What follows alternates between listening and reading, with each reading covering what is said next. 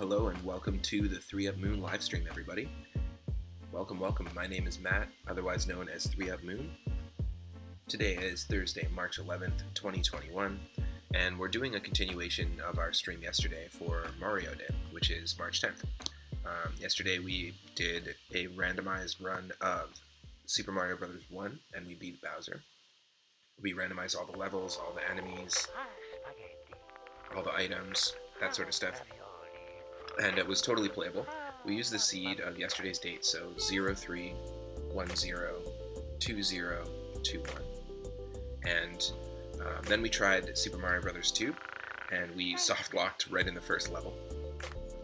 World 1-1 of Mario 2 required us to get a key from a Phanto vase, and one of the vases that we needed to get the key from didn't spawn a 4, so we just glitched out.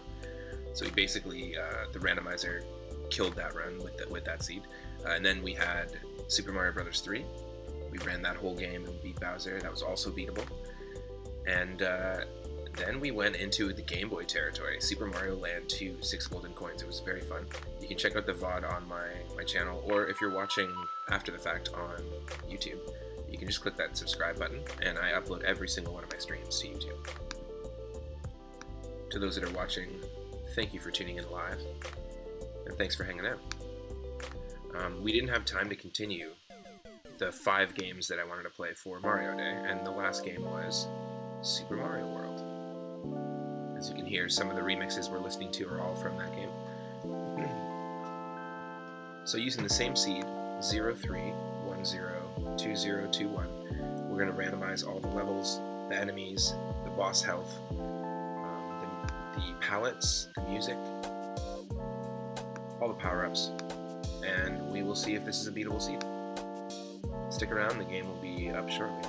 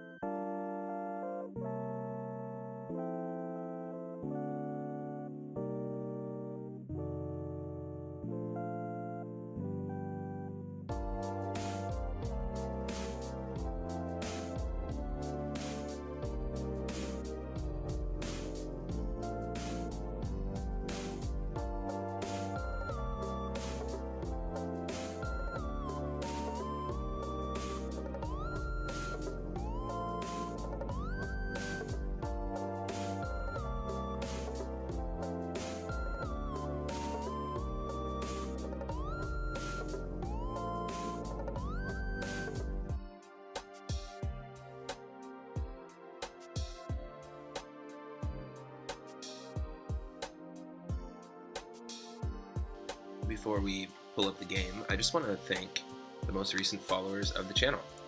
I want to say thank you to Meryl A for following, Stock Nest Monster, who's another streamer, Idolize DT, and Octavius Pepper PhD. I believe all of them are streamers. Really supportive streamers. I appreciate it. Thank you so much for the support, and thanks for the follow. Welcome to the stream. Welcome to the stream, Michelle. Welcome, Silbag Streams. You burnt your hands. The random's too hot. I like that. That's funny.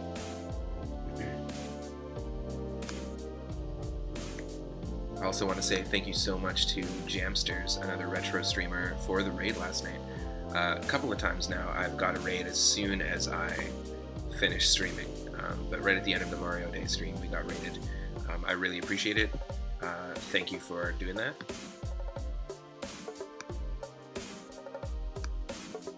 Stick around for that game.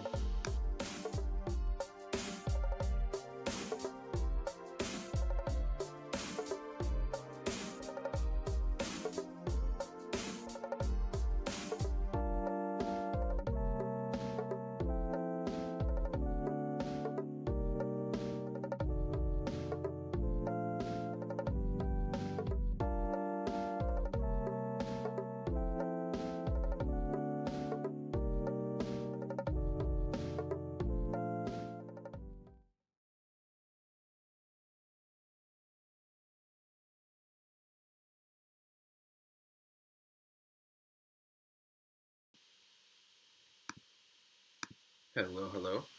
Welcome to the stream, everyone. You should be able to see me and hear me. In fact, let me just fix this. Oh, wait. I don't want to do that. I had my OBS set up a little differently yesterday, so I just want to make sure everything is okay.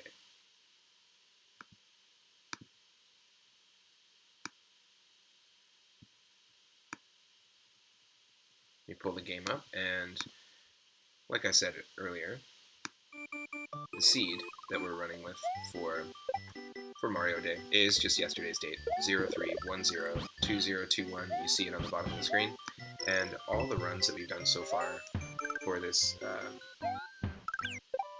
this series have been Mario games. So there's been an equal chance that we could actually play as Luigi and Mario. It's a 50-50 chance in Super Mario Land 2, in Super Mario Bros. 3, and also in Super Mario Bros.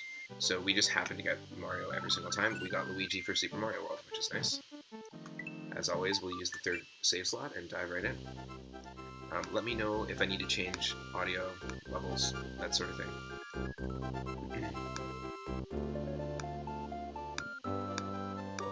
And you'll see just how crazy the randomizer can get as soon as we dive in here.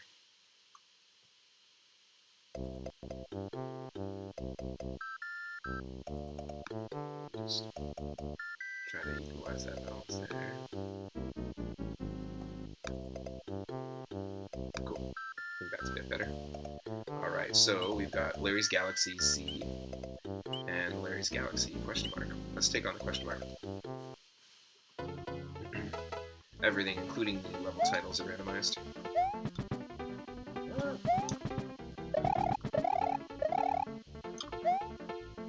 And yesterday I asked in the chat, what was your first Mario game that you ever played? And a lot of people chimed in with very different ideas. So for me, it was Donkey Kong, if you count that as a Mario game. A bunch of people had said Super Mario Bros. 1. For a ton of people, it was Super Mario Bros. 1. For a handful, it was also Mario Brothers, the original arcade game. It's actually where they first played any Mario game. My partner, Michelle, it was Mario 64. A bunch of people said Super Mario World and Mario 64 as well. And it's just cool, like if you have a different game that you started with, if Mario 2 was the first one you ever played, if you've never played a Mario game, who knows? Just drop it into the chat.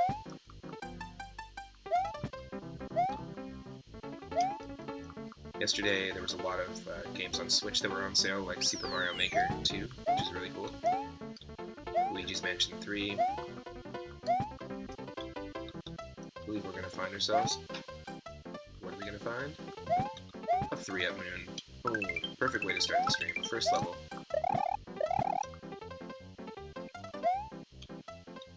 This level always has a 3-up moon in it. Oh, okay, wait. Gotta do the Build-A-Bridge moment.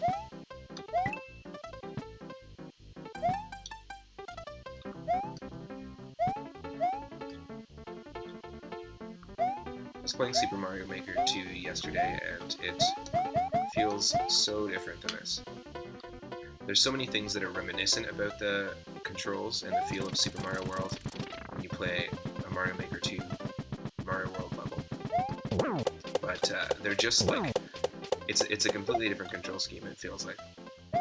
They're just alluding to how this game felt. And the same thing with Mario 3 as well. It's not exactly the same as playing Mario 3. But pretty close. Gotta avoid these checks.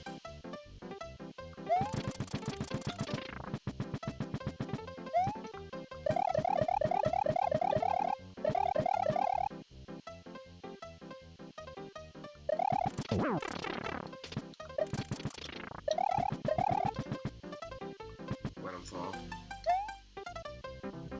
No. Oh, so dumb. So dumb.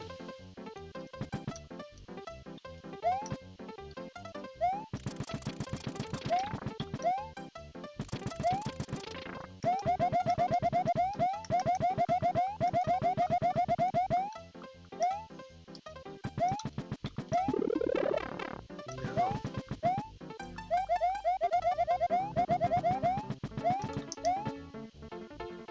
hopefully this actually takes me to the exit. The way that Super Mario World Randomizer works is it swaps around secret exits and standard exits. So sometimes a level will have a keyhole in it, or it'll be a pipe that takes you to like a keyhole location. Or sometimes a level, that same level will take you to a random secret exit goal from another level. So everything's been shuffled around in the sub-level areas, basically. Alright, Galaxy Z. Another great example of level wackiness. Any level can be underwater, any level can have ice physics, just like we were experiencing in Super Mario Land 2 last night. There's some pretty crazy ice physics moments in that game.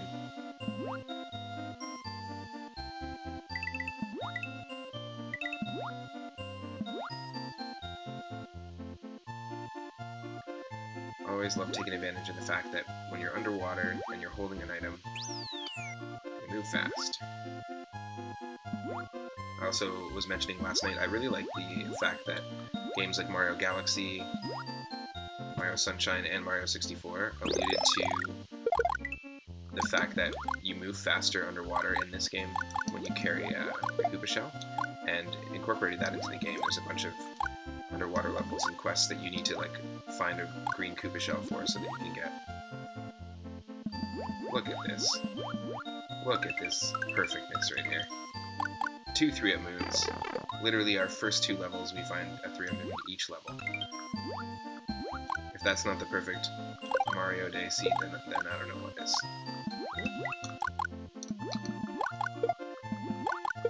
But yeah, I really like that that was something specifically that they pulled from this, and kept going through the mainline 3D games.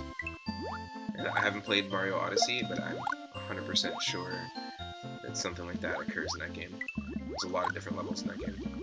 I've watched people play it, but I haven't played it myself. In fact, last night I was, well, thank you by the way, Silvik, for the input on the sound.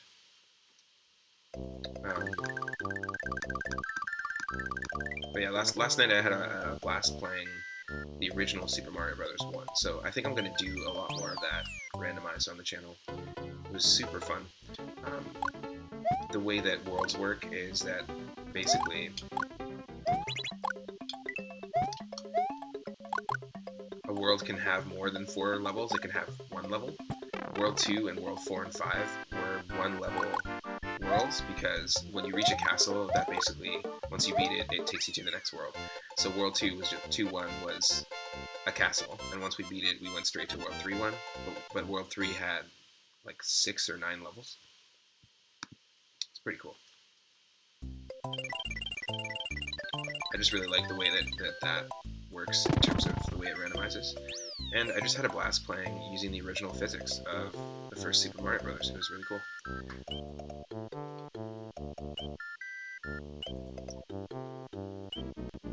Cool, so we actually got a Switch Palace. Normally that's a warp to Star Road. I practice this game a lot, randomized, because I want to eventually do a randomizer race of a few games, like Link to the Past, this, and Mario 3. So you will often see me playing this. Any level with these turnips in it are basically from the 8 post-game levels in the Star World.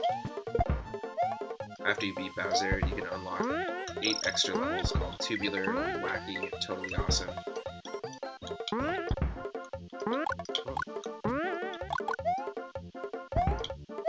And this is one of them.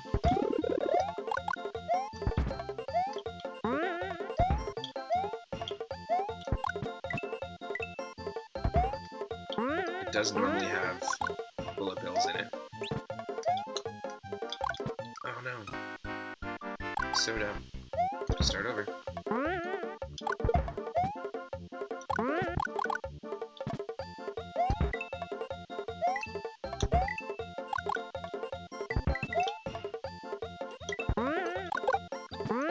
No.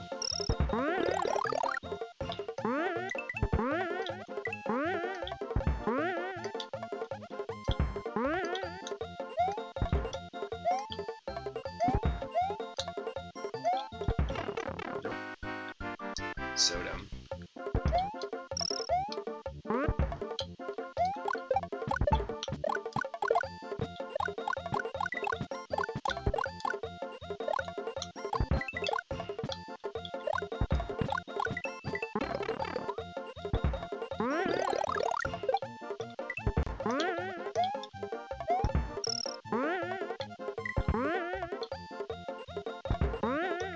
Oh my god.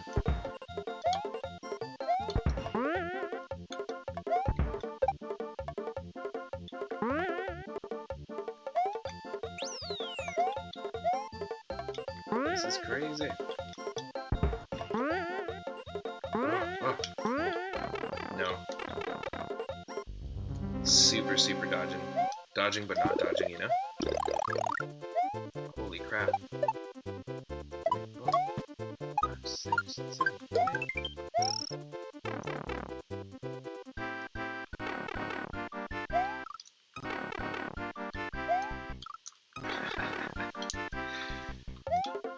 Just have patience.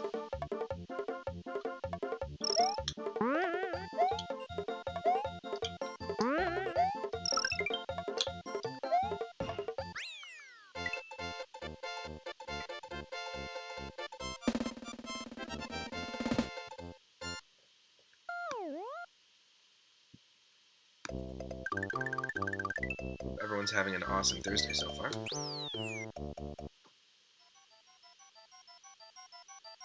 Alright, 13 lives, ghost house music. Some shit's gonna go down. Some shit is gonna go down.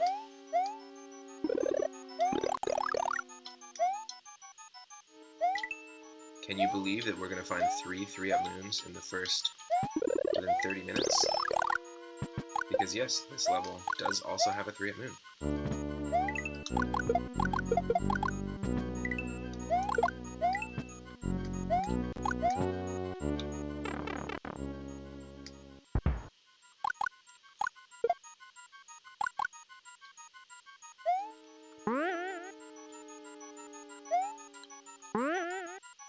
Oh, you son of a spaghetti.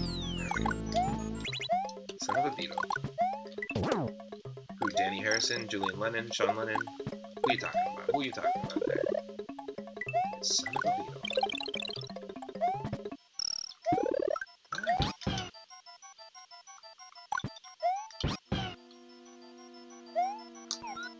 Oh, that was so lucky. Yes. Getting that 3-up, the third 3-up, using the Osh. We got insanely lucky with 3 levels in the first world that have 3-up moons. That's pretty crazy. Perfect, because all the seeds have been really, really interesting. There's been some really awesome things going on with the randomization of Super Mario Bros. 1, Mario 3. There's a lot of unique level and enemy combinations that were going on with every single one. So it's very suiting that the seed that we used was the Mario Day date. Hey Parahacks, how's it going? Welcome to the stream. I was just about to say there's a couple moments where I like got so close to like pixel perfect dodges that were going on, and the first thing I thought of was your dodge emote. I was like, where's that dodge emote? That was the moment. Oh. Okay, so I'm gonna not... Oh shoot, yep, we gotta do this. We gotta go for it. Alright. Yoshi was like, I'm dying, but I'm taking this spring with me. Oh. That was hilarious. Whatever happened there was pretty funny.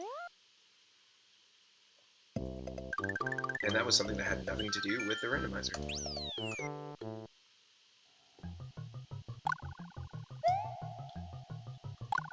Okay, we're dealing with some ice physics here.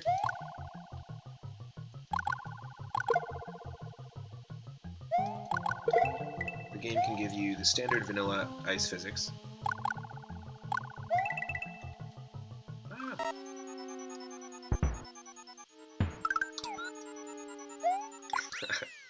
not anymore, you didn't. I did not mean to do that, but Yoshi took the spring and spit it out on the ground to cushion his fall. Nice. He did like a forward roll, and then mid-air spat out the spring, and then put it down so that he could land. That's fine. What is he, Jar Jar Binks? Doing like triple corkscrew backflips and landing them perfectly.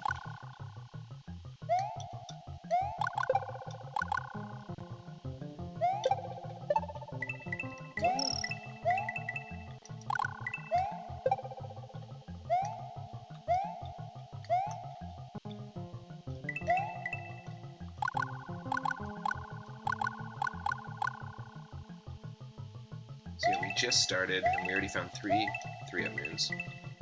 Most of our lives are from 3 unknowns. We just happened to get the first 2 levels and the last level we were just in randomized with that, which is funny. Is there a background scroll in vanilla? I mean, there must be, right? Because this is apparently a vanilla game.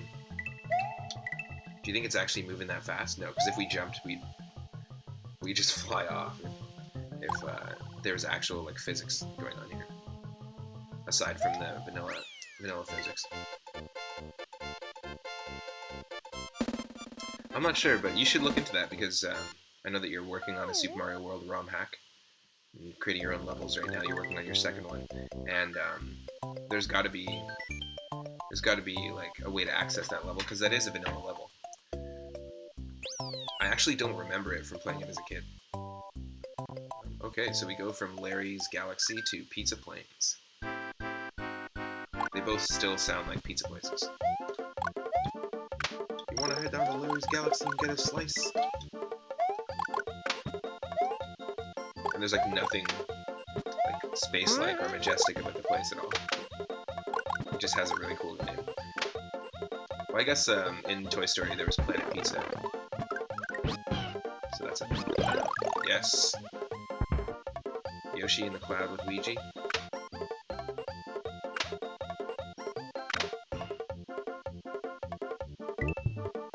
I have a feeling that this is an infinite cloud. Sometimes this happens. Sometimes the universe grants you a cloud and never takes it away. We gotta add one more thing to this combination. We gotta take the key with us. This one's for you.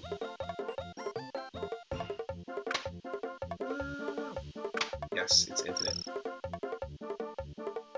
Luigi. No. Gotta do it again.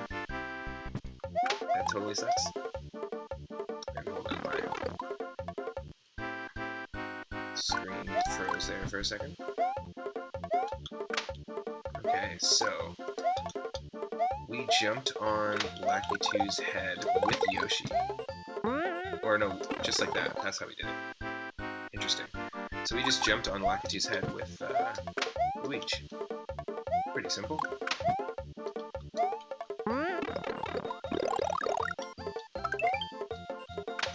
Oh, I get it, but it was before. It was actually before we get the mushrooms. We can't get the mushrooms.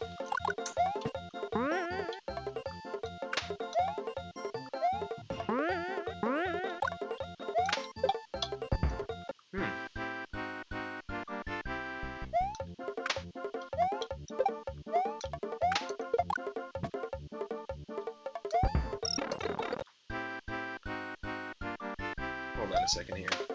Let's do a little experimentation. You wanted a background scroll for the intro when Mario was on the ship, but you couldn't find it.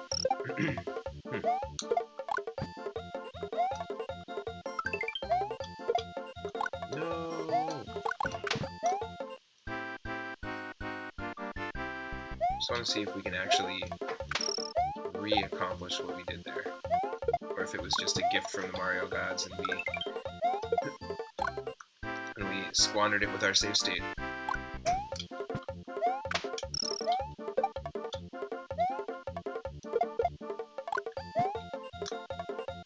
let's see if this is an infinite cloud.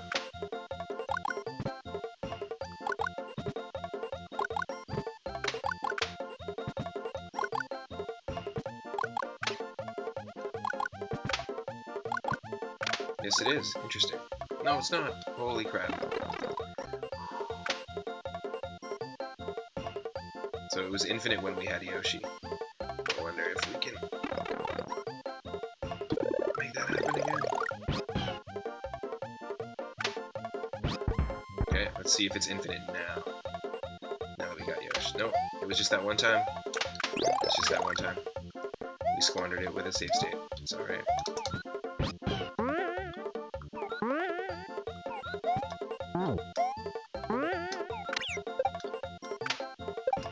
No, Yoshi!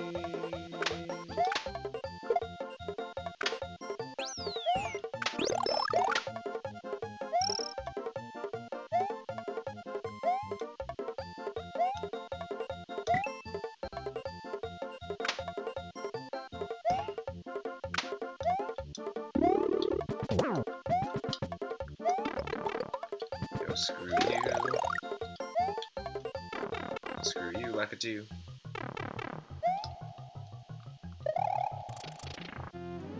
Oh, well, backward slide to avoid that coup. The bloop. Holy crap. That was a toughie. Now with the goal in mind of just getting to the end, it shouldn't be that hard, and then I die. I die as soon as I say that. Oh my god. Luigi. Luigi's just given up.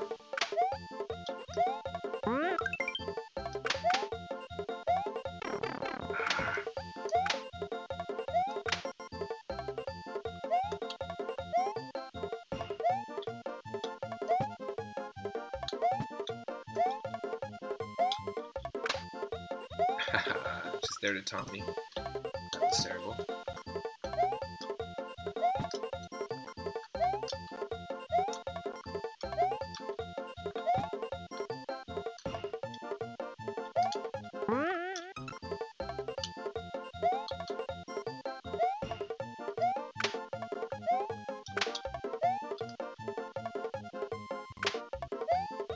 Oh no.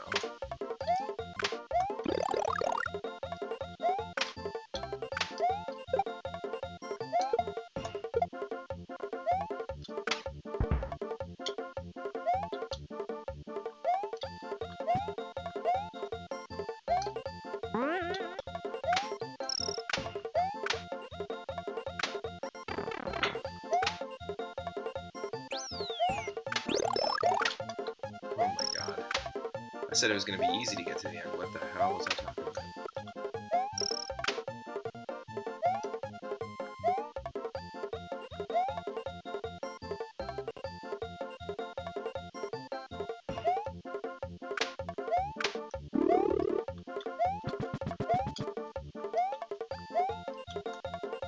Okay, is it just me, or does anyone else also hear Mbop by Hanson when they hear this song?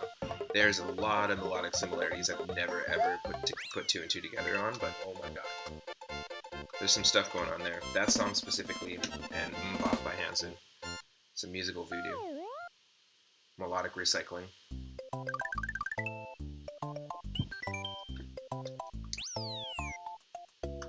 Is it possible? Is it possible that the Dust Brothers who produced that album just were playing all the fuck ton Super Mario? Smoking a lot of weed?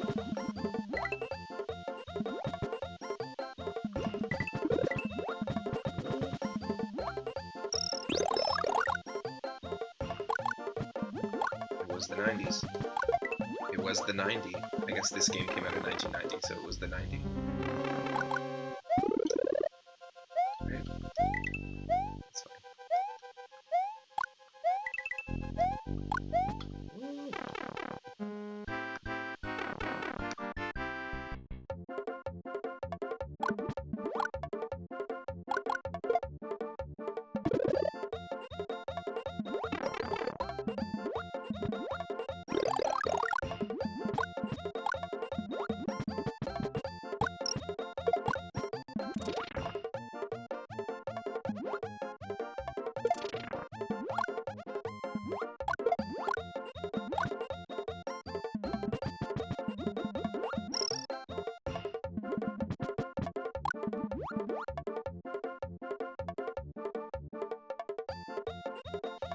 Okay, come on. Come on.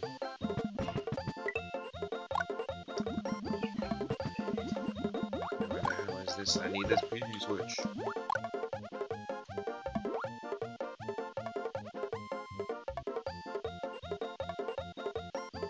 So the key is obviously in the vanilla location. 42 coins.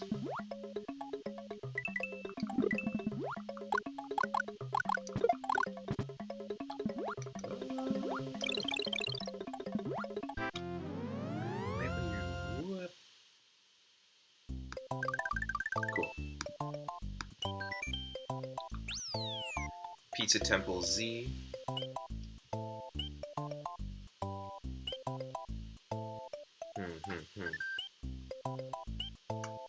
Yep.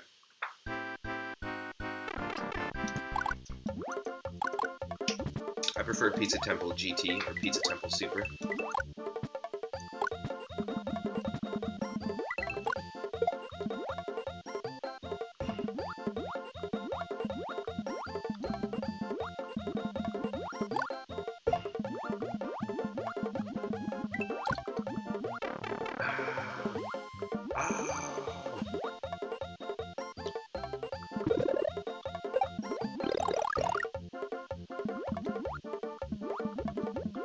Luigi.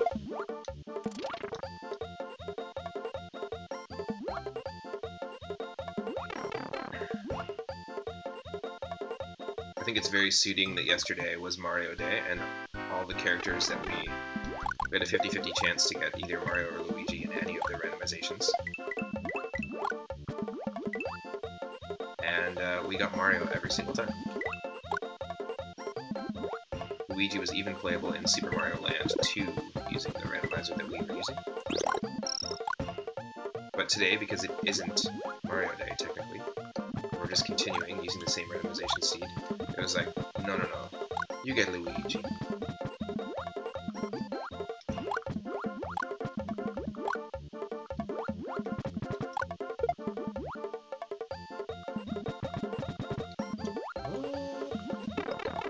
Is there a Luigi Day?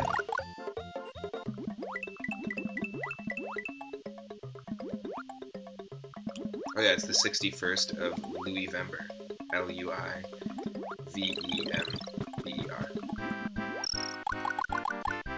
We only acknowledge that month once every 3,000 years. It's like a really long leap month.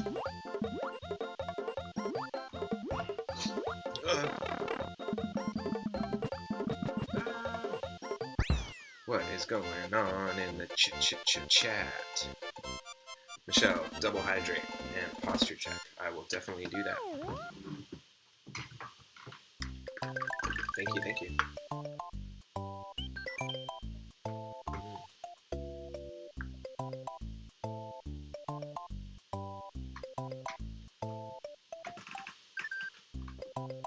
Hydration. It was all the water in that level, right? Making you thirsty. Pizza Ghost House. It's not a ghost house at all. Pizza Temple Condo. Alright. Thank God we have a mushroom here because it at least makes this level beatable. And hopefully the key is in its vanilla location. If not, we can't get the secret exit for this. Oh. So the way this works in Super Mario World Randomize is that the standard and secret exits are swapped usually.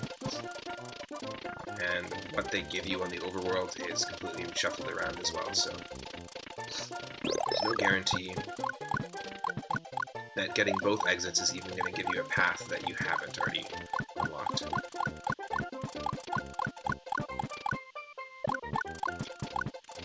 But so far this is proving to be a decent seed in terms of using the Mario Day seed.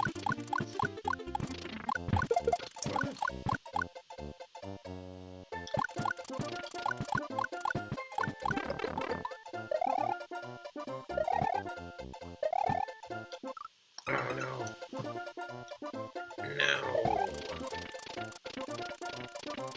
I'm not nice.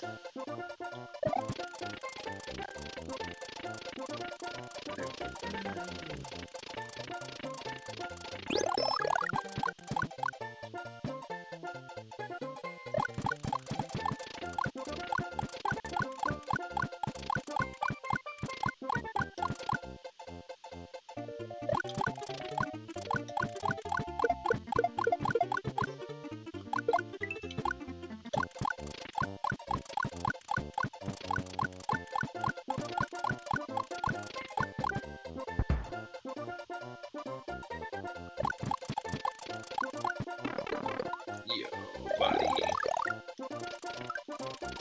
There's the key. I'm not taking the Yosh. No. Oh my god. What a terrible way to do that level. That level is usually not that much of a bother at all.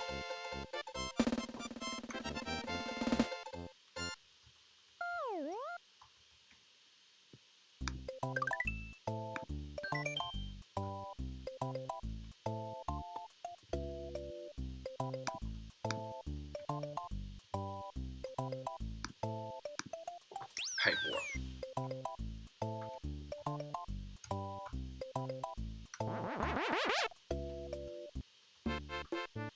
Number 2, hype warp, engage.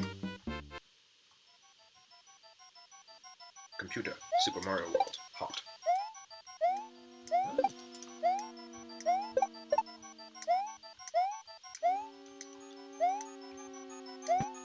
Damn, I hate this level.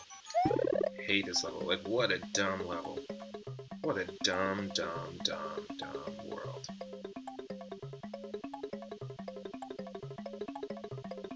You gotta make me do this, and then you gotta make me do this.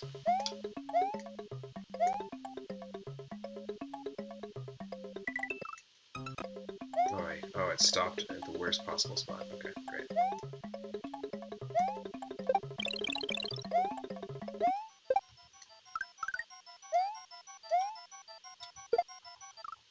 What? Tell me Baby Yoshi can't eat a Wiggler? Something 5 times its size? Come on.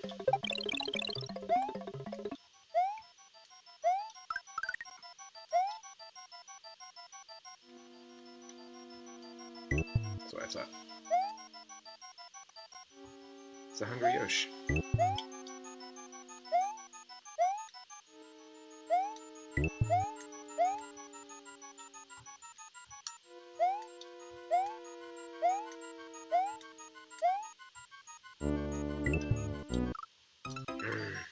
So dumb. We haven't seen the key yet, and if we have a cape, we can actually, it's very possible to get the secret exit pretty easily in this.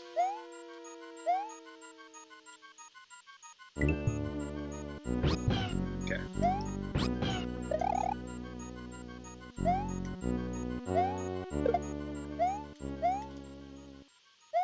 Oh, we haven't seen the key. Interesting. That means the key is in its location up there. Okay, cool. If we have a cape and we come back here, then we can do the secret exit.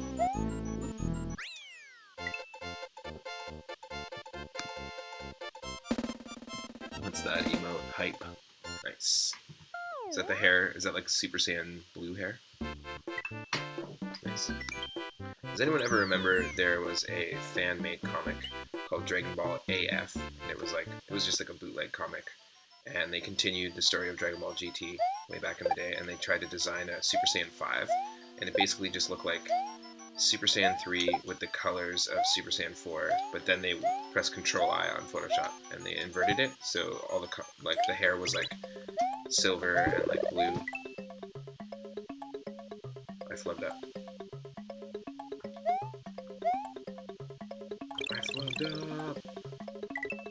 No.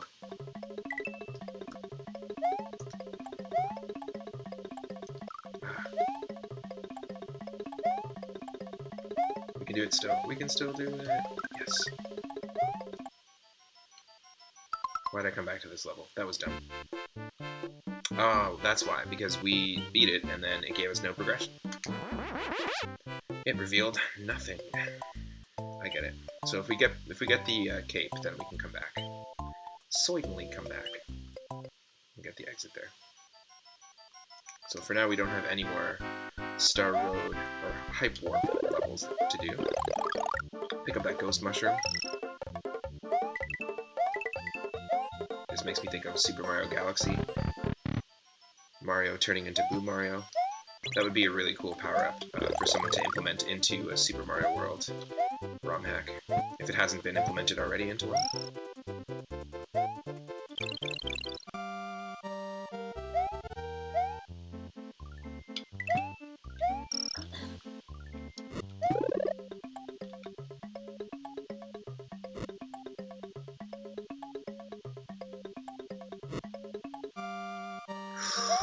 Hopefully we did it right. Yes, we did. Oh.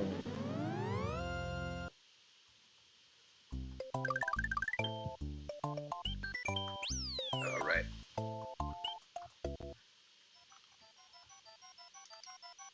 Yeah, I'm highly interested in running a race of this, and I watched a couple the other day.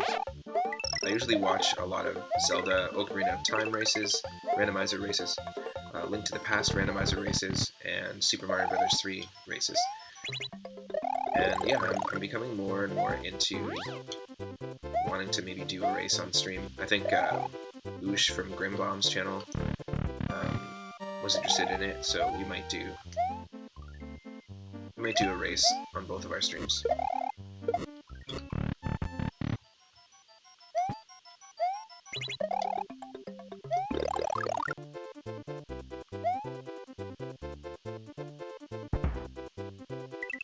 Need the third one open.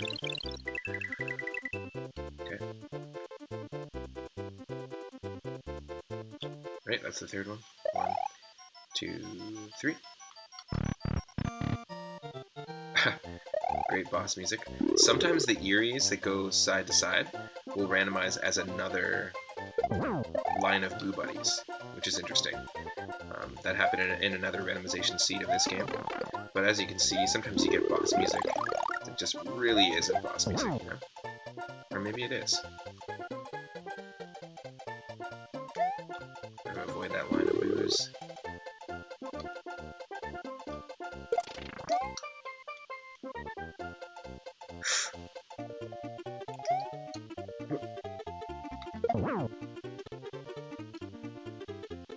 I'm so lucky here.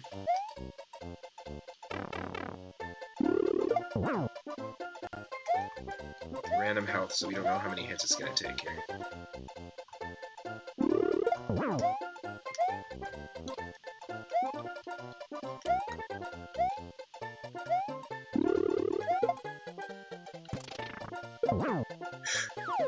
Oh, so close.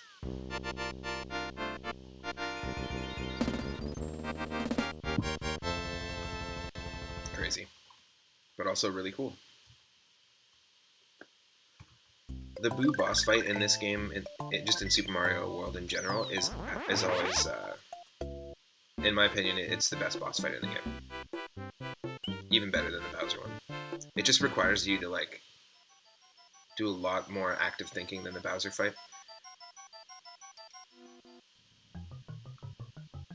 And it's just really, really well designed. Where I feel like something like Reznor was like, oh shit, we need a boss. Just make these 4 Triceratops looking things, just put them on rotating platforms and stuff, you know. Make the lava in the bottom, and there's your boss. Use it like 7 times in the game. Okay, cool. Great idea. That was my Shigeru Miyamoto, if you can tell.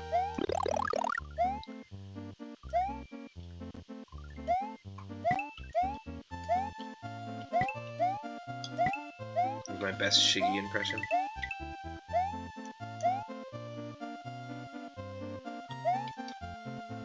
You have 2 Reznor fights in King Boo, but I've seen the Reznor fights in your game, actually, Parahax.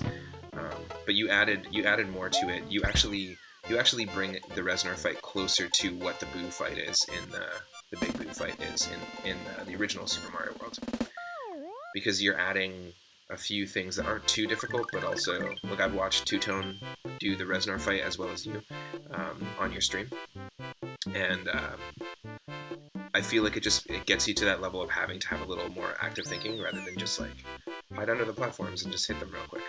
Now, when we face Reznor in this, the way that the randomizer logic works is instead of randomizing its health, it randomizes its speed.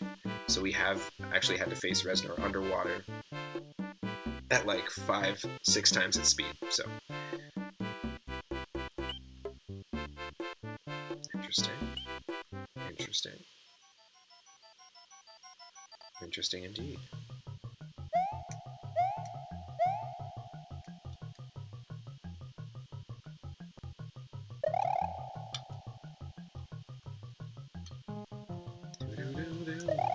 Big boo fights are the best, though. Nice. Yeah, I just feel like they're more fun. What is this, Luigi's Mansion over here? We're getting all the ghost house levels.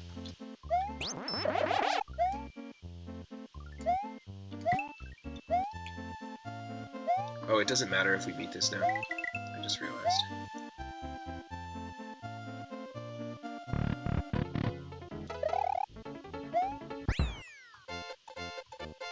Just realized because both paths are already open on the overworld.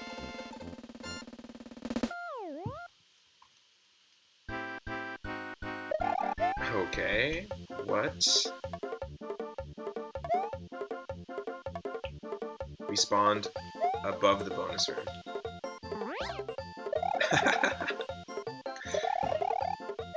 And we can't have the time run out because there's no timer. We glitched it. We glitched it. I've never seen this happen. Nice and soft lock.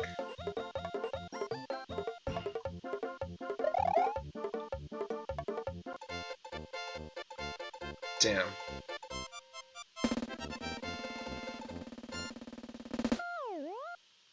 Well, it saves after each level. It saves after each level, so technically, that's part of the randomizer. Technically, if we restart, if we do a soft restart.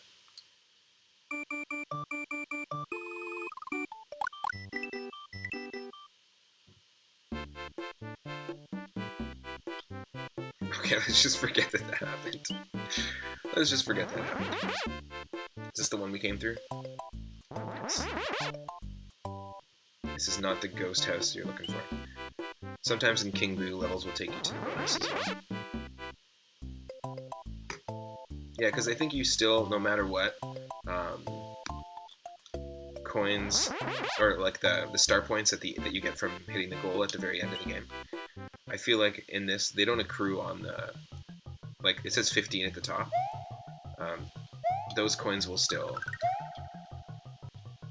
accrue, even if you remove them from the game. And in the randomizer, it happens a lot, where it's like, you know what's funny? That's one of the things I was talking about, how the Koopa Shell giving you speed underwater, being carried over to Super Mario 64 and Sunshine and Galaxy was a really cool way to tie it into the games. But the star points here, like the bonus stars, and getting 100 of them taking you to the bonus game, totally is something that they tie directly into the battle system of Paper Mario. And it's not really pulled too much from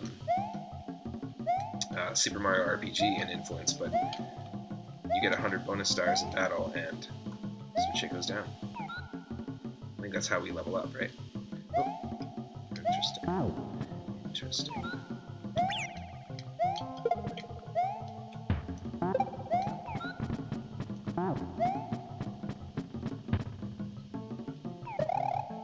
No?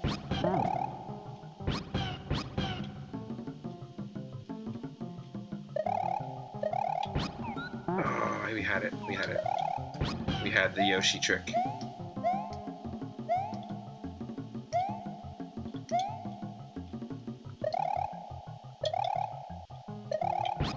There we go, look at this.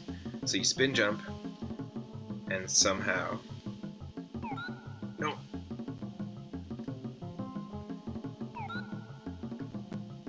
Okay. If you line up the key and Yoshi at just the right time, you can spin jump and have Luigi grab the key and still ride Yoshi. I just can't let go of the run button. I figured this out in an underwater level, and then we figured out that we could do it. And we figured out that we could do it here. I'm actually doing a transfer of the buttons. So yeah, you have to be like here, Yoshi's here.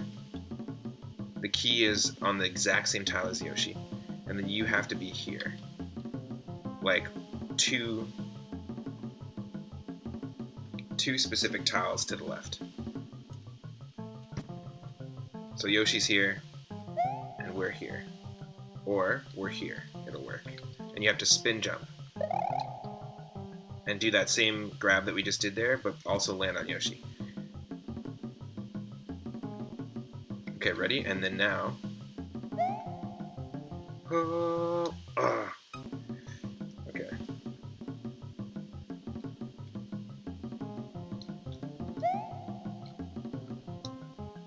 No, there's a way to do it.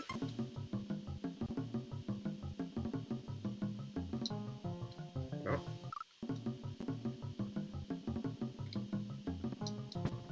Boom. There we go. And it's helped me in underwater levels as well, because if you do that trick underwater, then you get the speed. You get to be on Yoshi, and you can't eat with Yoshi, of course, but because as soon as you press that button, you'll let go of the key. But you can get on Yoshi underwater and get the boosted speed that you would if you had a key or a shell in your hand. I'm sure you could also do it with a shell, if the shell was upside down and perfectly on the same spot as Yoshi, on the same tile. But it's pretty cool. I figured that out just through playing the randomizer a lot with this game. And it was Serious Twitch who suggested, hey, maybe that would work on... It would probably break a shell, but it would work with a P-switch. Totally. Totally. I think it'd be really interesting. It'd be hard to explain to someone in a hack, like, how to do it, I guess. I guess you could use a text message, a text block. Or you could place Yoshi and the key in the exact location. Or the Yoshi and the P-switch. If you could place that and it like loaded properly through Lunar Magic when creating a custom level, that could be really cool. Is to like make that a required tech. Wait, we did this already. What's happening? What am I doing? Yeah, we did do that already.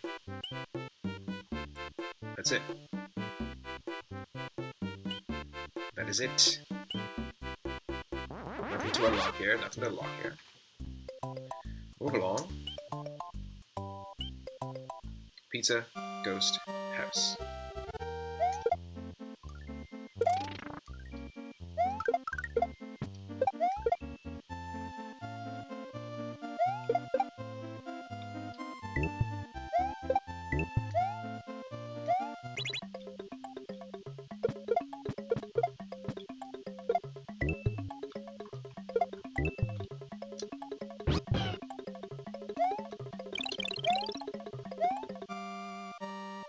No!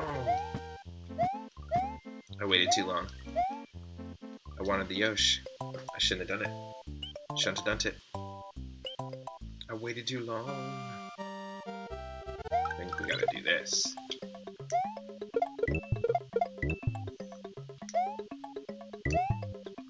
Feed him first. Bye-bye, Yosh. Sorry, didn't mean to kill him.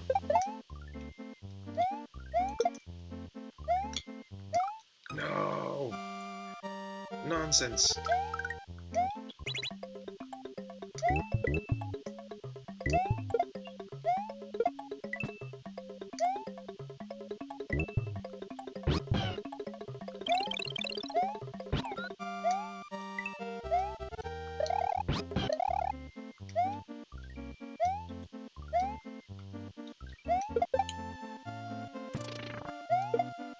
Yes. No. This should not be that hard of a level. I just gotta forget Yoshi. There's one goal. One Luigi this Thanksgiving. One key, one secret exit.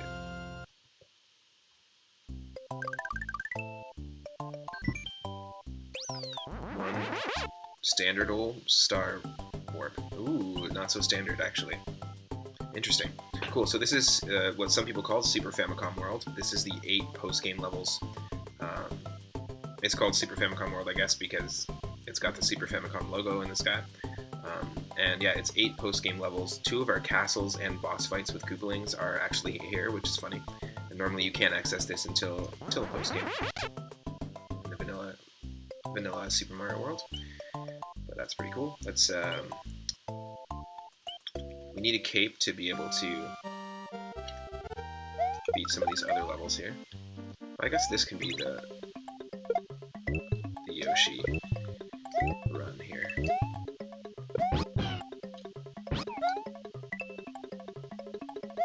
There we go. To those that are just joining, welcome to the stream.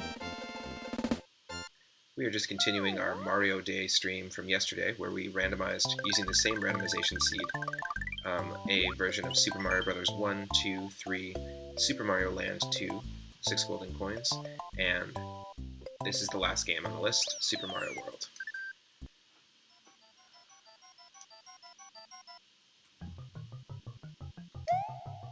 Can't take that Yoshi.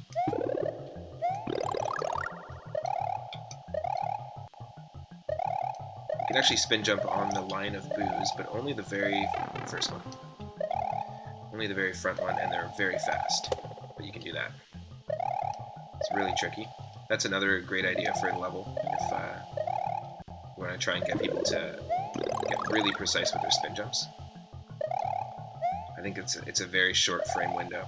You can't do it with these boos at all, but you can with the line.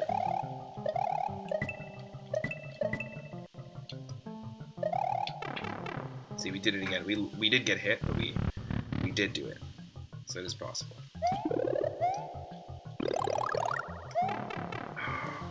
Come on.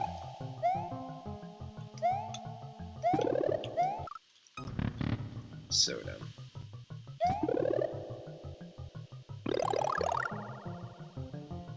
Get out of here. Get out of here. That's ridiculous.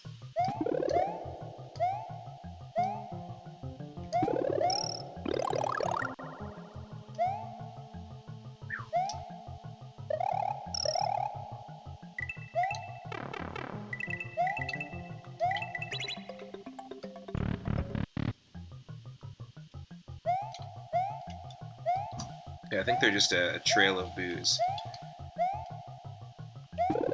Because they're fast, and it can really throw you off. Like you really have to be so precise with your movements if you're going to spin jump on them, and not get hit. And you can successfully pull off the spin jump and get hit as well, too.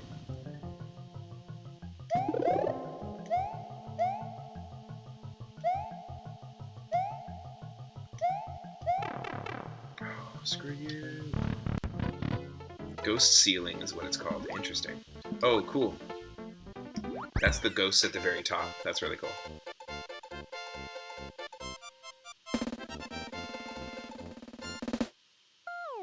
Honestly, that with water.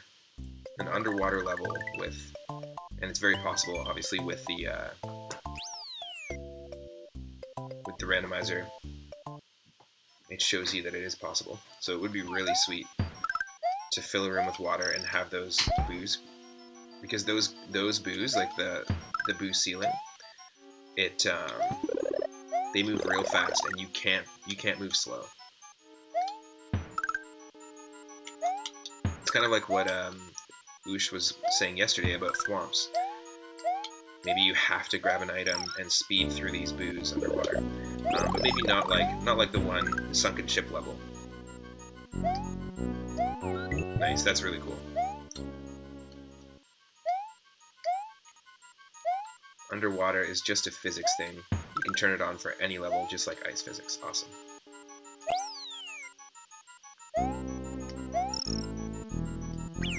Yo.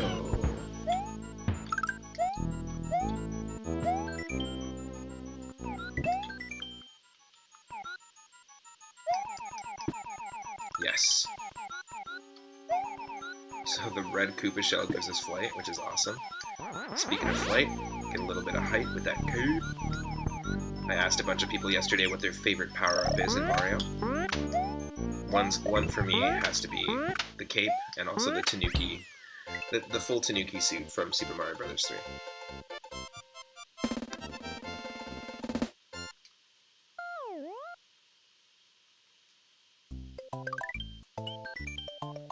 Oh, very cool. So the physics is actually tied into the entrances in Super Mario World levels, and you could have a main level entrance and a midway have different physics. So the midway could be underwater. Interesting. That's kind of cool. I like that. Or you could have the midway be icy, and then eventually it's not. Or the first part be icy, and then in the midway is not. So it could be like a desert, like an ice and desert level. That's kind of cool. After you get a midway, you go back underwater.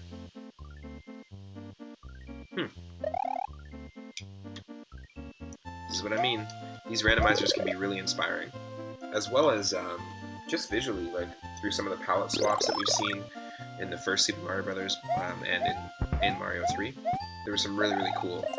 I think I took screenshots of like 7 or 8 different palette combinations that I really, really enjoyed. If you're interested in that, Parahax, if you're looking for some palettes, there's some really, really cool ones, especially in Mario 3. This last seed that we used.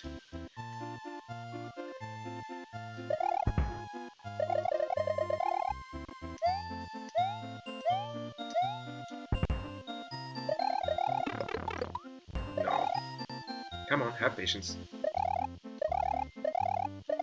Come on, Mario. Mario. Nope.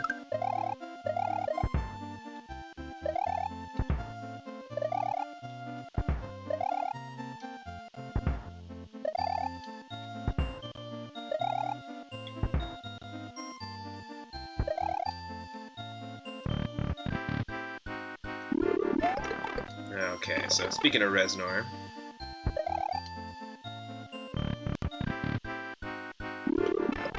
so it's really slow. Oh, but there's ice physics.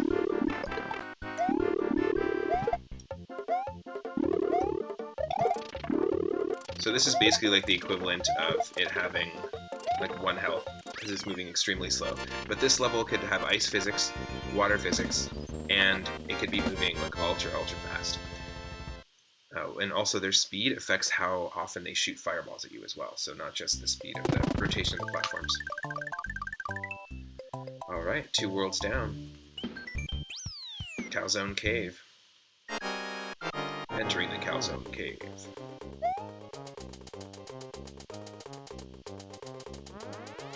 Yep, 1, 2, 3. Perfect.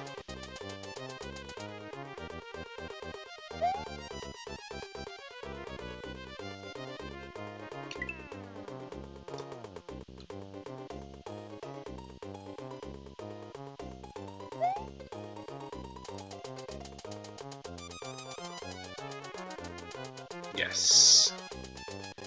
Yoshi, you've done me proud. But see ya. Oh no! That's what I get for killing Yoshi.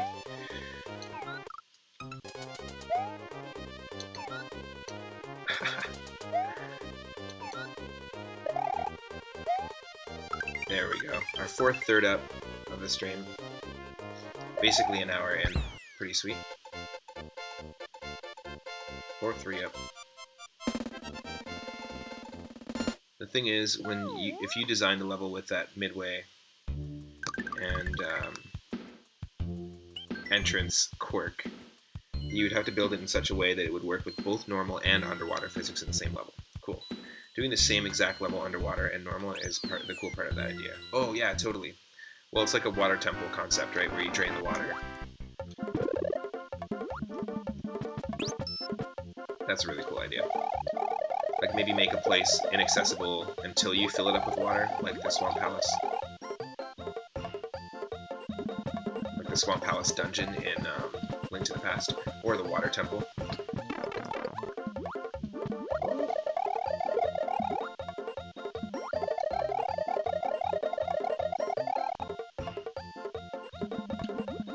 Just want to say thanks again to those that are hanging out.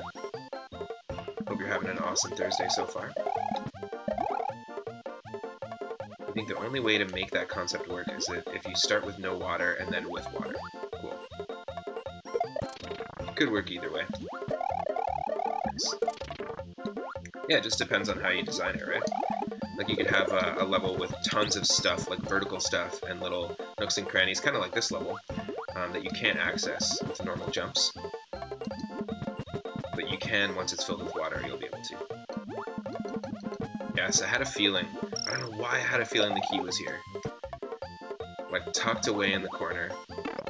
There's no way you're able to see that. What you can do in normal physics that you can't do in water.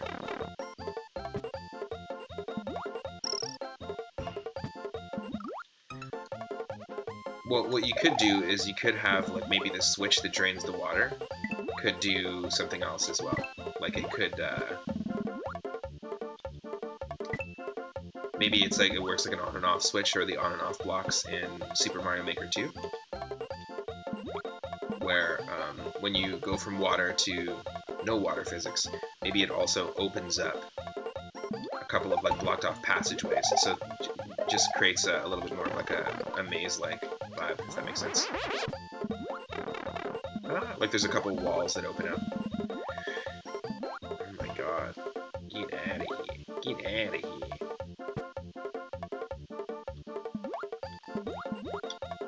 Oh.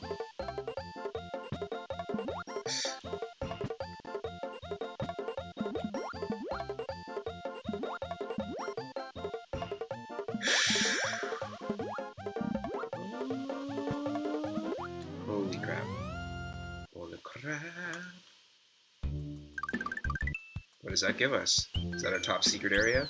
Is this our top secret area, everyone? Yes, it is. And it's underwater, and it has Bowser's music. And the title of the level is Switch Palace. Great.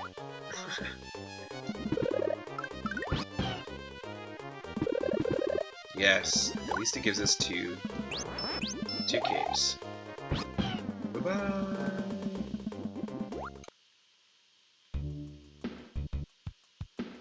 Yep, nice. So we unlocked our top secret area, which is great.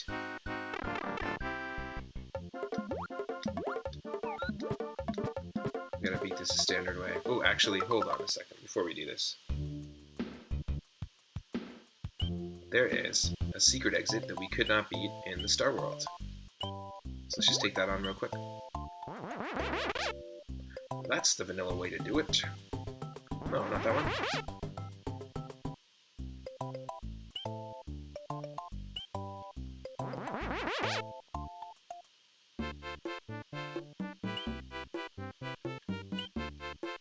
It was Hype World 2.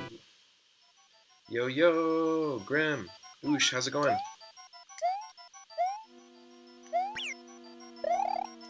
Speaking of Super Mario World Randomizer, what is up? Welcome, Raiders. Thank you for the raid, Oosh. Appreciate it. Hope you're having an awesome day so far. Oh, shoot. We fucked up. Okay, hold on. How far can we soar with Yoshi and the cape? Yes. I am playing Super Mario World Randomized. Oosh was playing this recently. Last night, actually. And yesterday for Mario Day, we did a 7-hour stream where I was using the same randomization seed.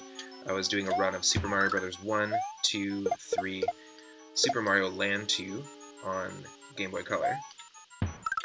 Well, with a hack to make it look like it's in color. And now this is just a continuation. So we're using the same seed, which was yesterday's date. 03. 03 10 2021. Yes.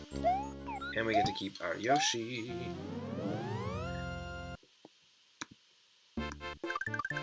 Welcome to the stream. Thank you again for that raid. See you in a little bit. Perfect. Alright, Hype Warp, where does this take us? Straight to Bowser. Not going to skip straight to Bowser, but we do know that the bottom right warp in Hype World, our Star Road, is going to take us to Bowser if we ever hit any dead ends or soft locks on the overworld. That's good to know. Hype Warp, exactly. There you go. This is crazy. Hopefully we don't run into that bonus room nonsense that happened earlier, where we spawned above, basically on the roof of the bonus room.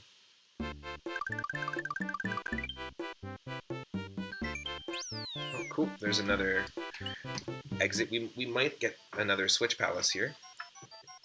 The secret exit.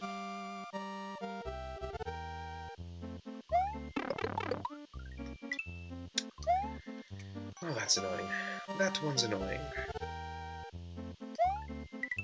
For those that are new to the channel, my name is Matt, also known as 3UP.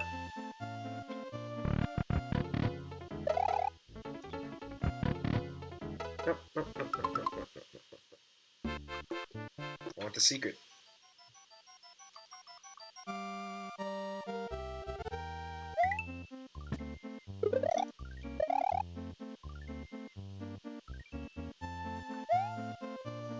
Yes.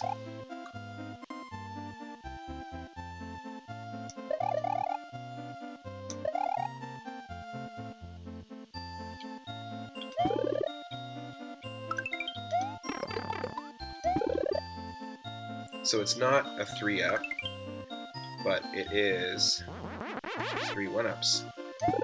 I'm only getting 3. We already got 3 3-ups in the stream today. The first 2 levels that we found had 3-ups in them. And then we found another one in World 1. There we go, that's what I'm talking about. Give me that secret exit. Show me the Switch Palace.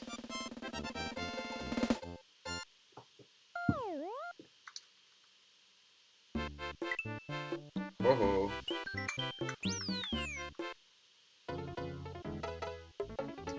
No, it's a no-Yosh zone.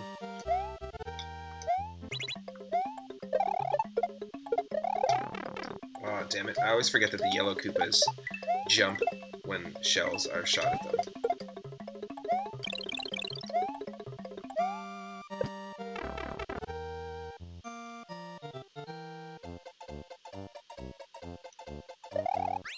Nice. Gotta spin jump that switch.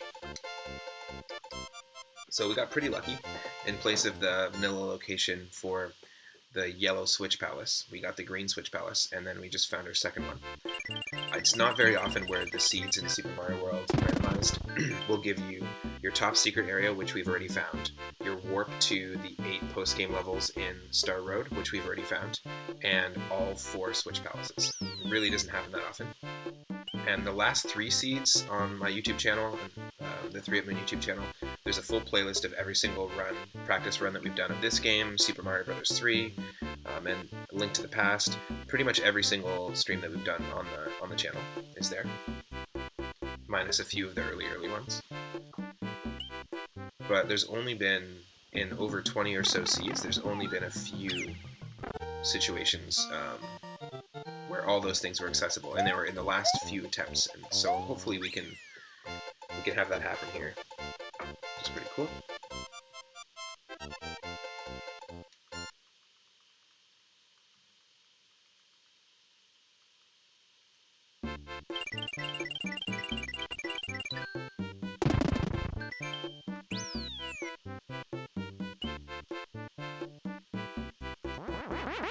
Did I check where this goes?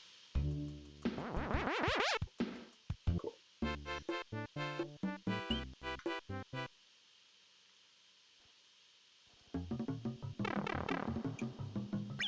Yo, come on. Really?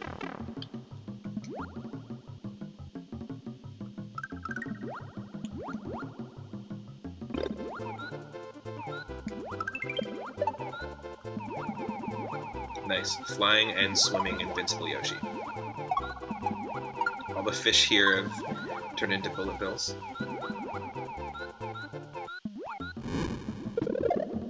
Nice.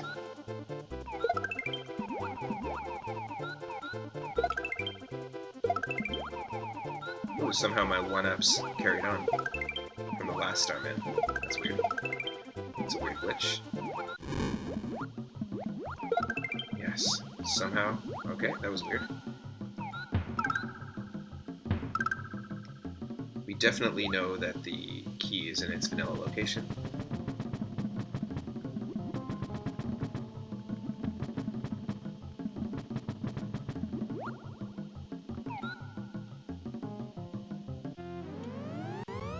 You gotta duck, otherwise it won't work. Nice. Okay, well, we were able to clear out the entire Star Road, or Hype Warp. Hype Warp. Computer, Super Mario World, hot. Hey Oosh, welcome back. So we found 3 3-ups, 2 3-ups in the first 2 levels, 1 in the second to last level in World 1, all in World 1, which is insane, and then we found a 4th one. So yeah, this seed is a pretty fun seed, needless to say. I also really love the fact that yesterday there was a 50-50 chance, and I mentioned it already a couple times, but there's a 50-50 chance that we could have got Mario or Luigi playable in any of the Mario 1, Mario 3, and Mario Land games that we played. And we got Mario every time because it was Mario Day, and now that it isn't Mario Day, the same seed in Super Mario World gave us Luigi, because it's like, no, you did this one late. You don't get Mario today. You get the Ouija, even though I prefer using Luigi always. Yeah, what seed did you use yesterday? You were playing Super Mario World Randomized. You were doing the same thing as me, basically. I was talking earlier on the stream about how I do want to eventually do like a multiplayer stream of the seed. Super down to set that up.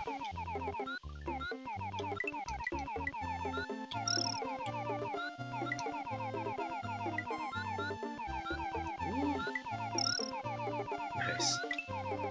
Sometimes you get really good levels and enemy combinations, and sometimes you don't. We're racking up the lives here. Rank up those lives. Calzone. Oh, okay, this one again. I don't think the blue shell gave us any powers. Last time we tried one. Oh, no. Ooh, it gives us pretty much all of them. Well, let's take advantage of the flight that we have.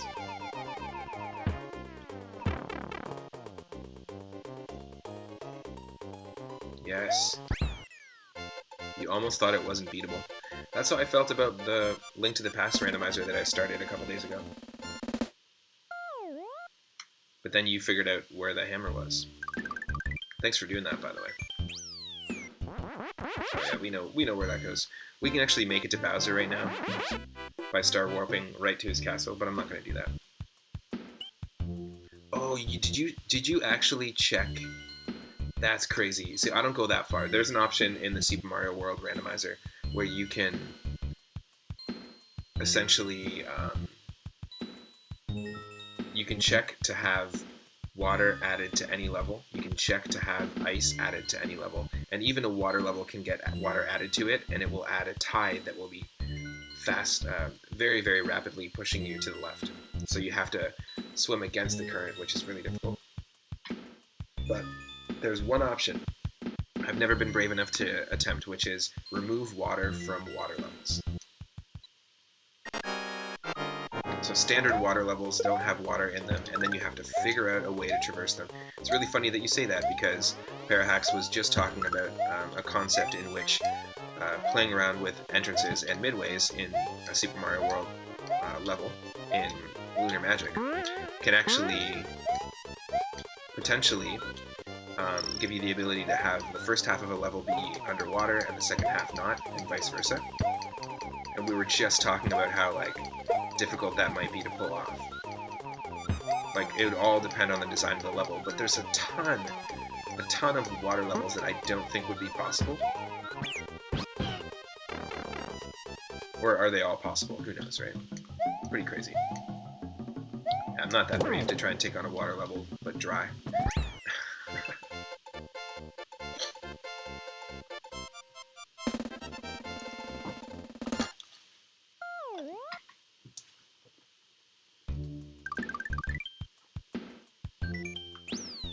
Nice.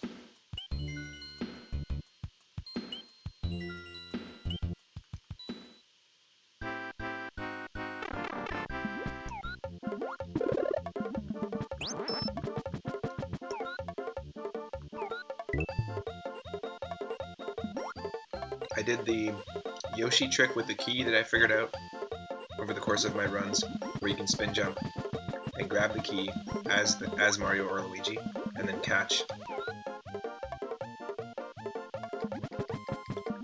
it in the spin jump and then land on Yoshi. I did that and was able to get one of our secret exits pretty smoothly in this run.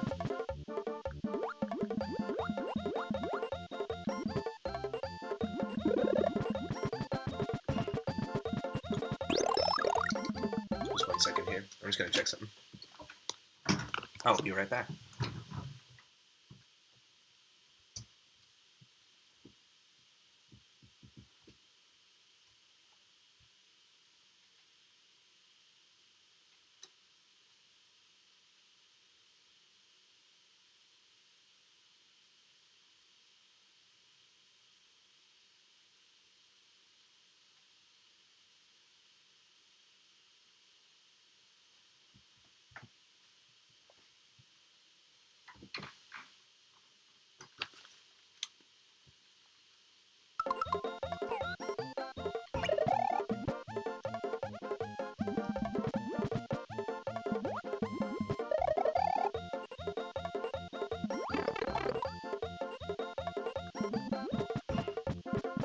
I'm just going for it.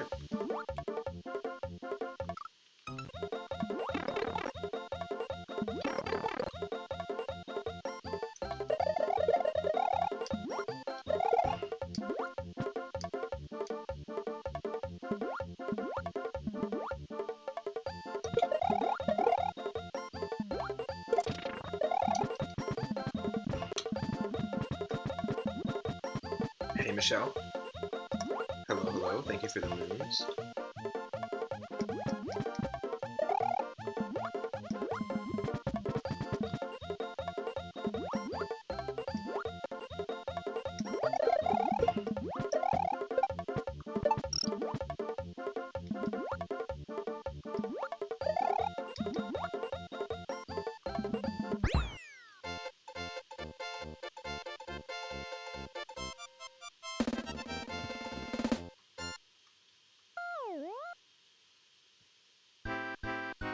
Oh, thank God. Okay, we did not get stuck on the roof of this bonus room like we did last time. Had a little bit of a glitch softlock situation in the bonus room earlier in the stream.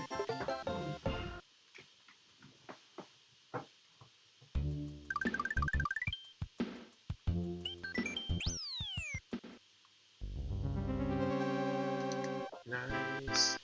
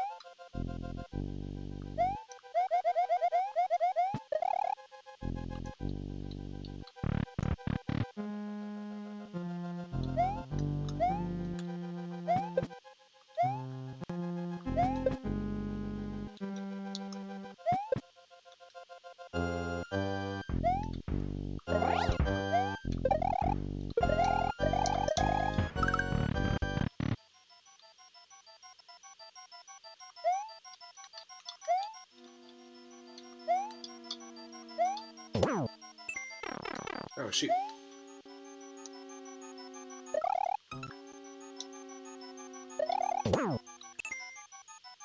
Two hits.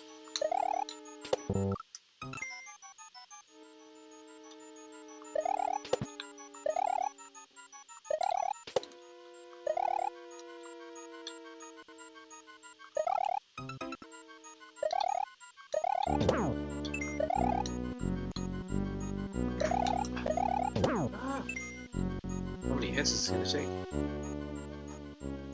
This is crazy. Yes. There we go, finally.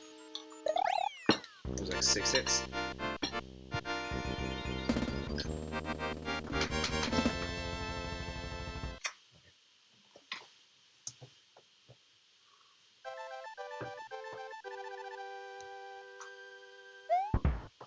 Alright. Kick that castle down. Kick that castle down.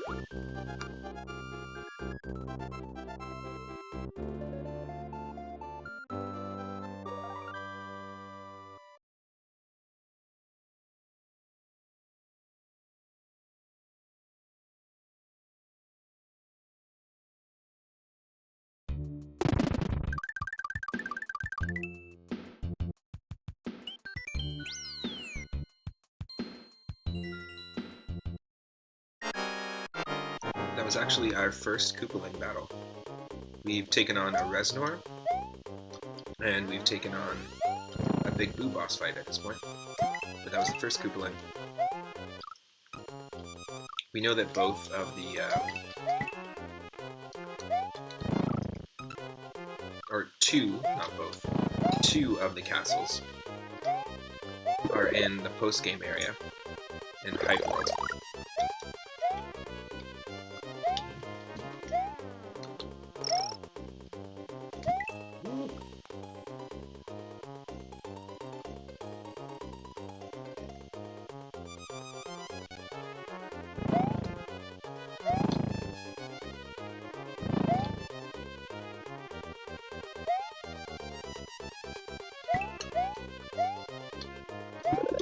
Yes. No. That was dumb. Super dumb of me.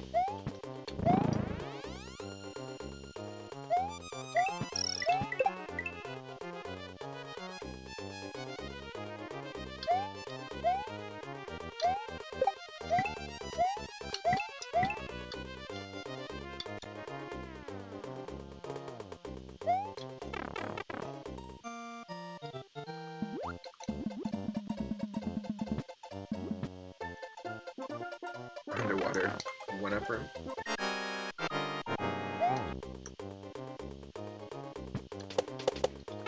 Oh no. That sucks. That's a terrible enemy to get there. Well, forget the midway point.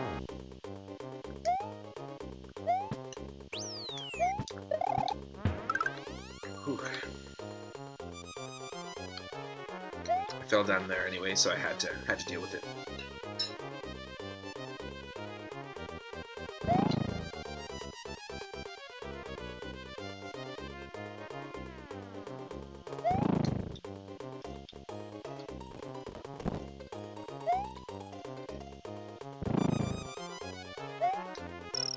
Yes.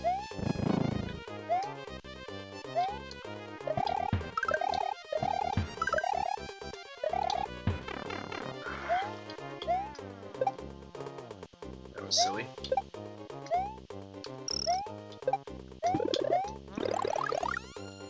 No.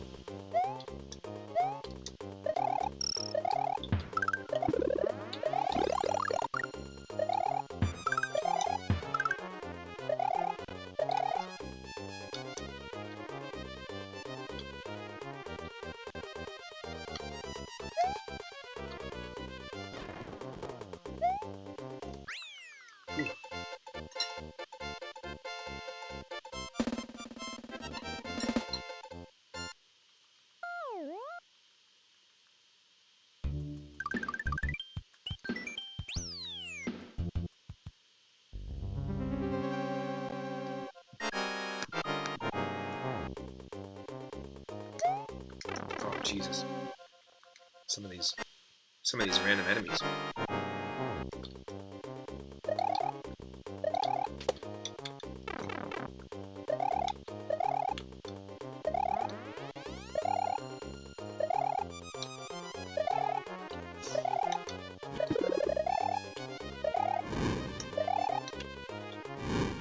Oh no.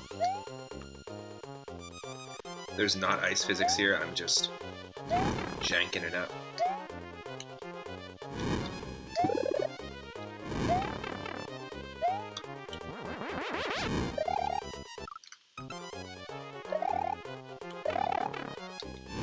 No. Let's be smart about this. It's a pretty crazy section.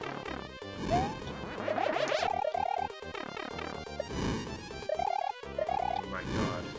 With the bullet bills too? Holy crap.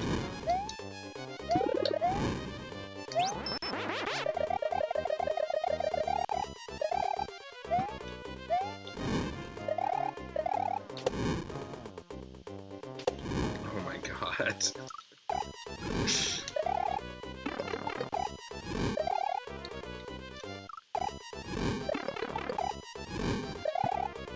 Yes.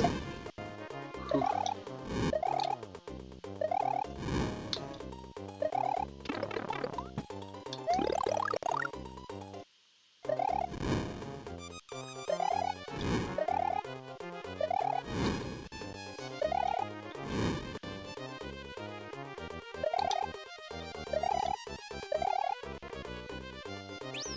Oh wow. What a crazy section.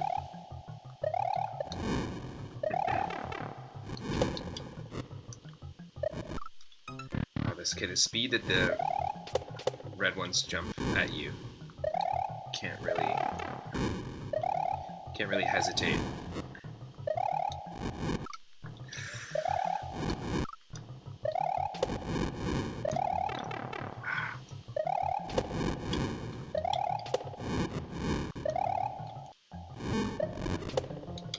Holy moly.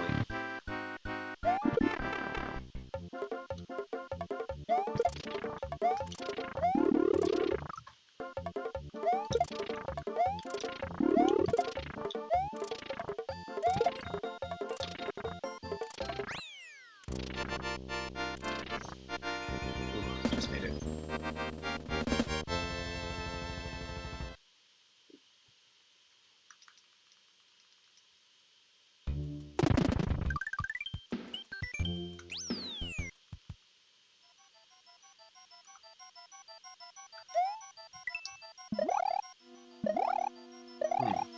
Lemmy's castle looks an awful lot like an ocean.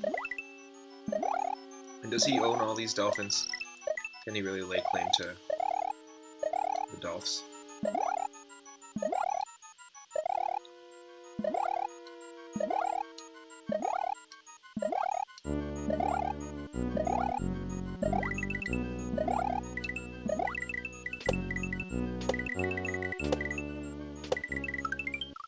Oh no! No! Almost had it.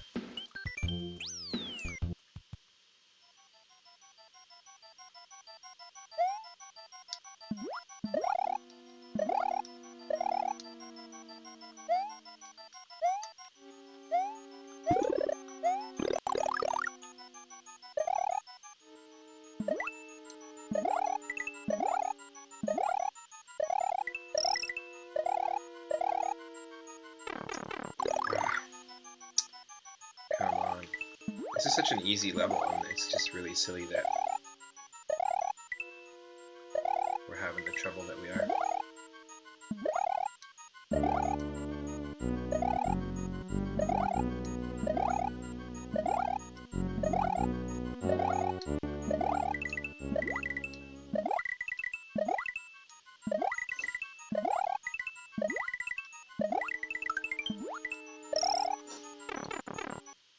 There we go. No need to struggle with that level.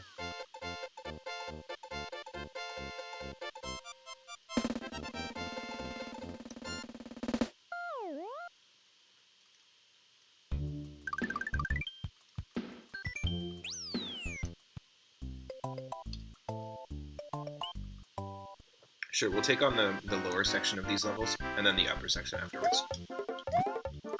I usually do it the other way around. Oh, I'm so sorry about this.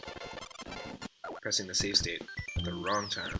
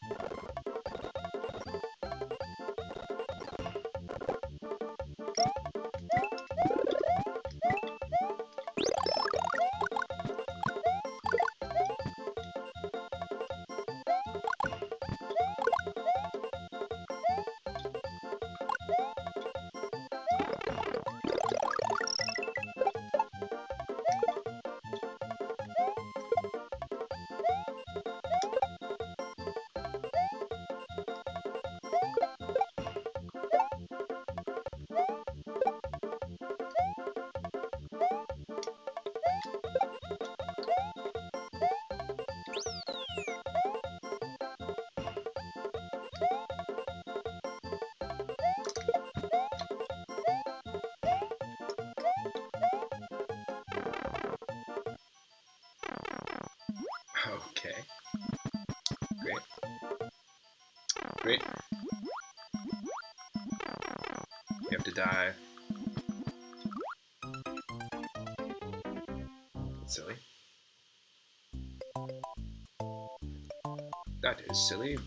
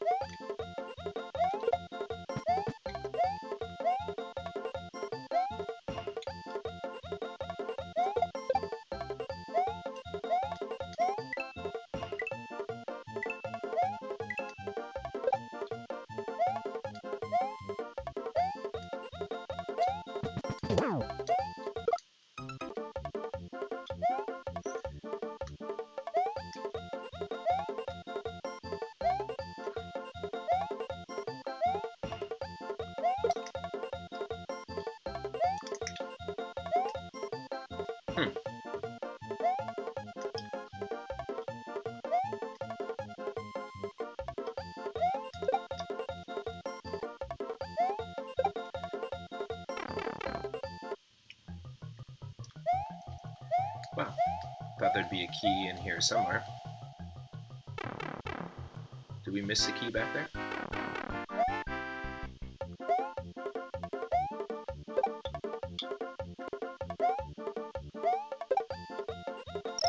We might have. Very possible, because we flew over a whole section.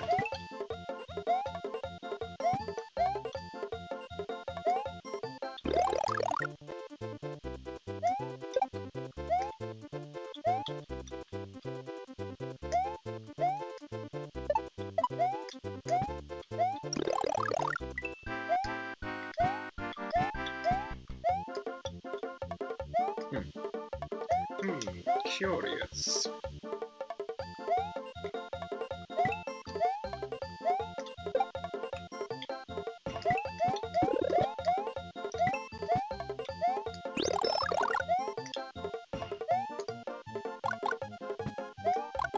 There's gotta be a key here somewhere.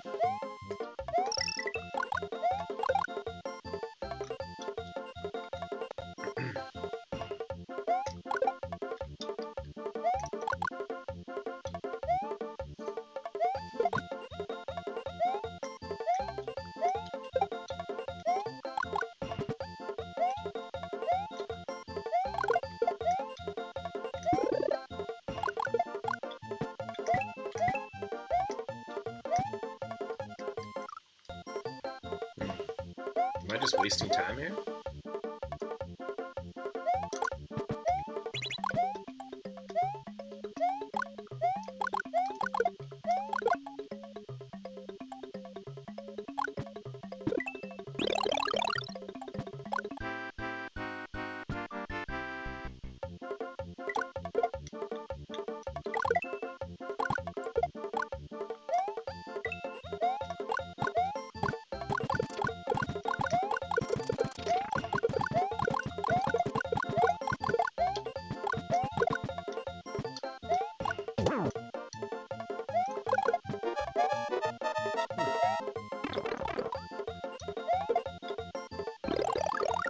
Interesting. No key.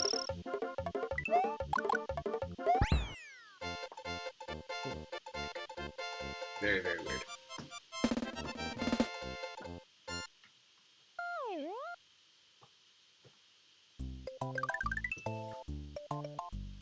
Embarrassing.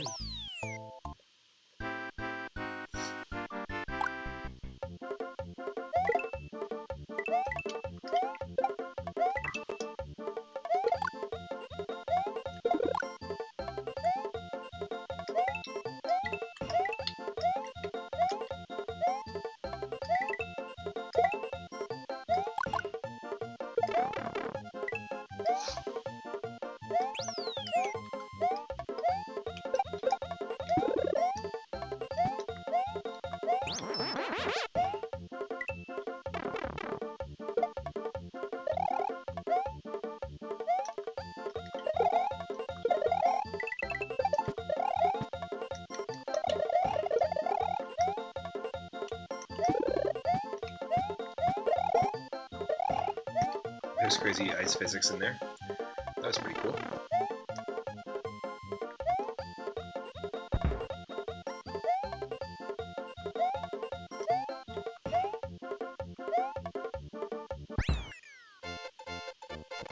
Nice. Clean, clean, clean, clean.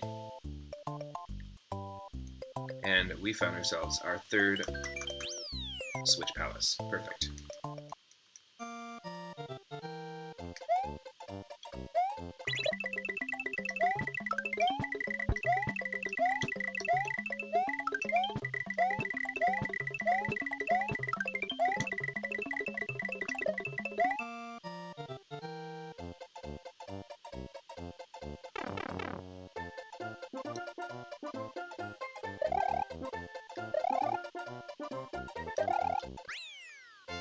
Nice. Blue switch activated. I still really think that it should give you a power-up. The green one gives you a feather. The yellow switches give you a mushroom. It'd be really cool to get a cape. Not a cape, sorry, a fire flower. Basically, the red and the blue switches do nothing except for build bridges for you.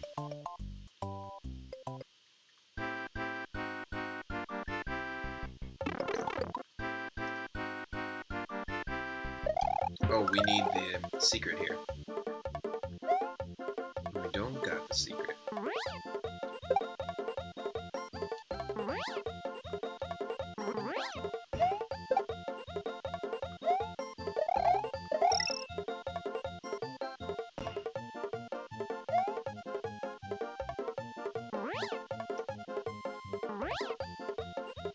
We need a key, is what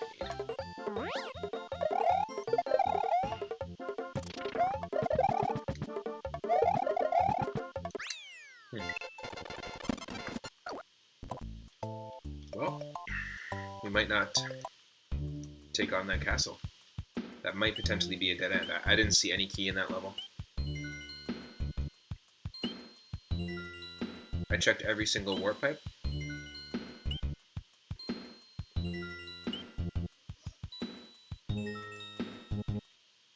Let's take the upper path anyways.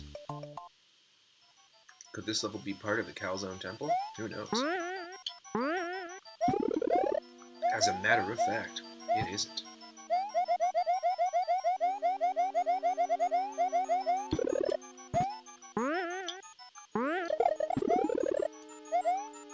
Nice.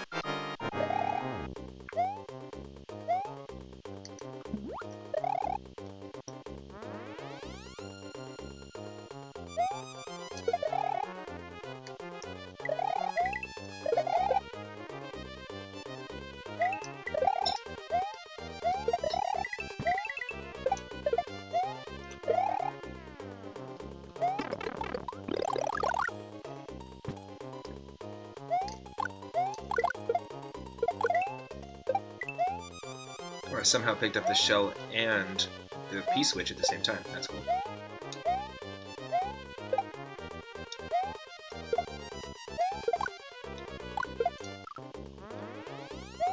Oh wow. Ultra ice physics.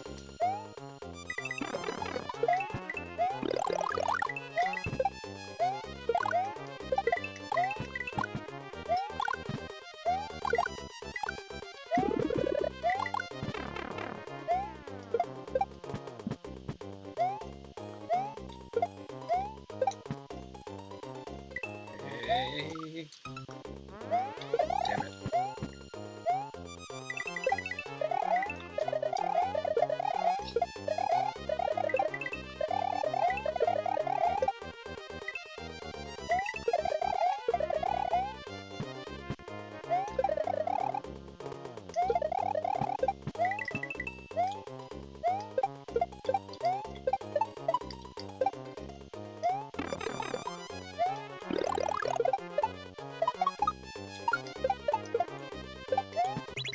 There we go.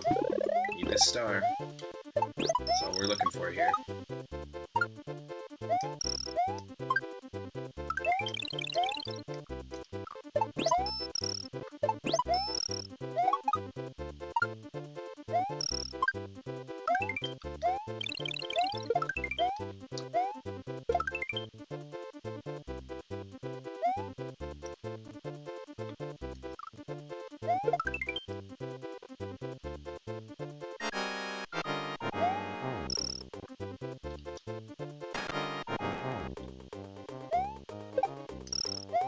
Yes. Gotta use the fish.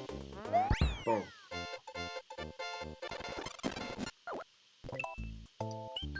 Calzone Dungeon, deep in the water at the top of the waterfall. And of course it's not a water level.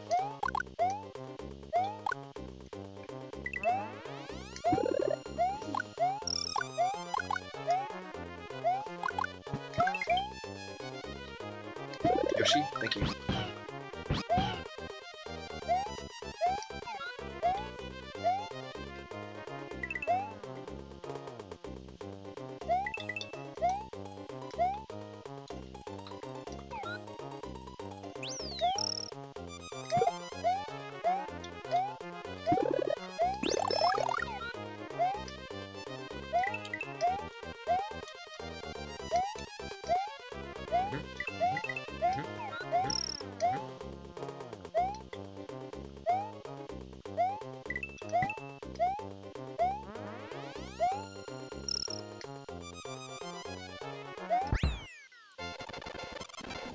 Nice. Good, we did not get soft locked again, thankfully.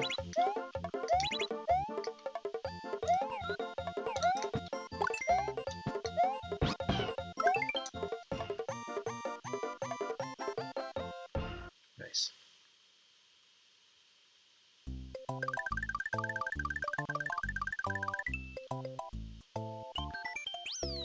Asiago cheese 6.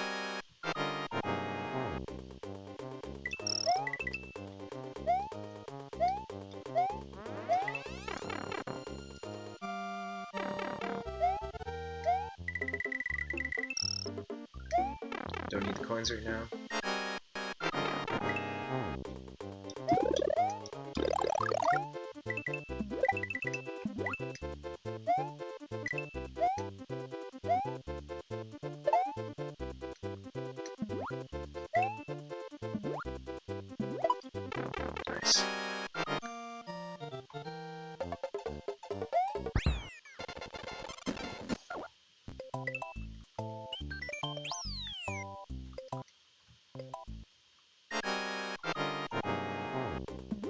Oh, interesting. This became a auto-scroller. This level normally is one of the most annoying auto-scrollers. But underwater it's a little easier.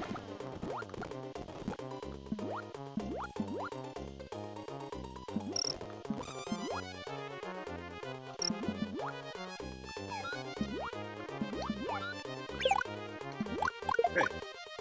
More of a Yoshi power you. Butts. We get the butts.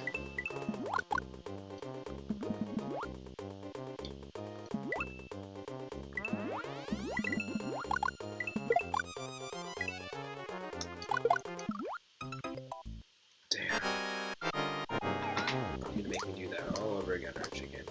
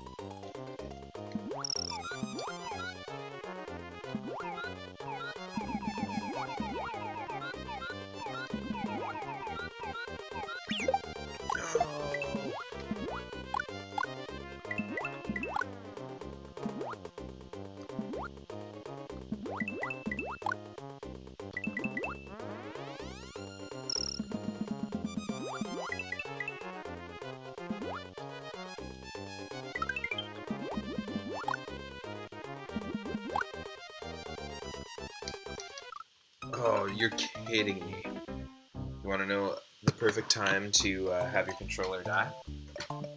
Right before Mario does. I mean, Luigi does.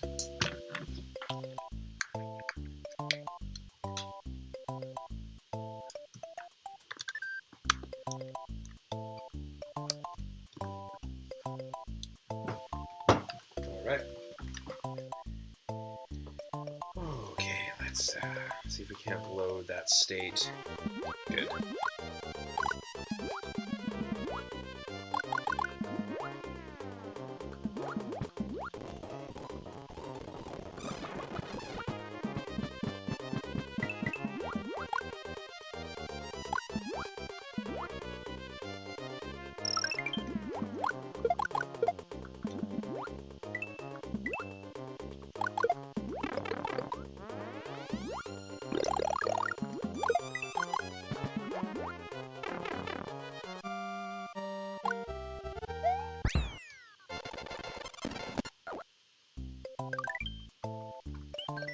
Alright, take on the fortress here.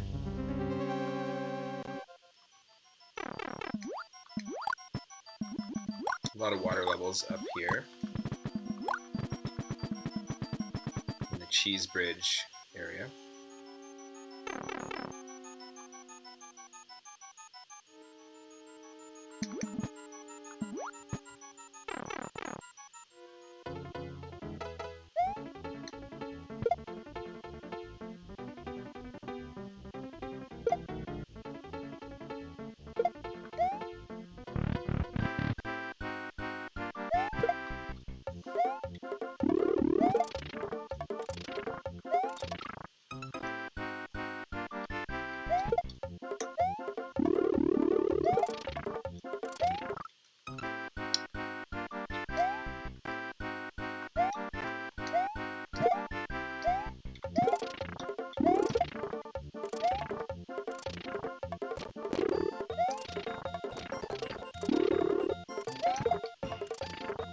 Nice.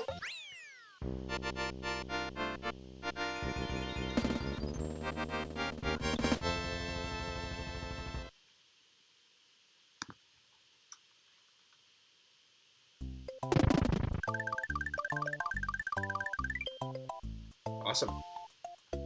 Well, that Reznor fight opens up the Canopy of Visions, which is our Forest of Illusion area. I'm just going to take a short break to eat, have a coffee, be right back. Stick around. The continuation of the Happy Mario Day stream from yesterday is still to come. We have a few more worlds to take on. I believe this is World 5, and there's 7 worlds in this game. I always thought there was 8, but there's 7. I'll play some tunes for you. Some Super Mario World, Super Mario Sunshine, and Super Mario Bros. 3 remixes. And I shall be right back. Stick around.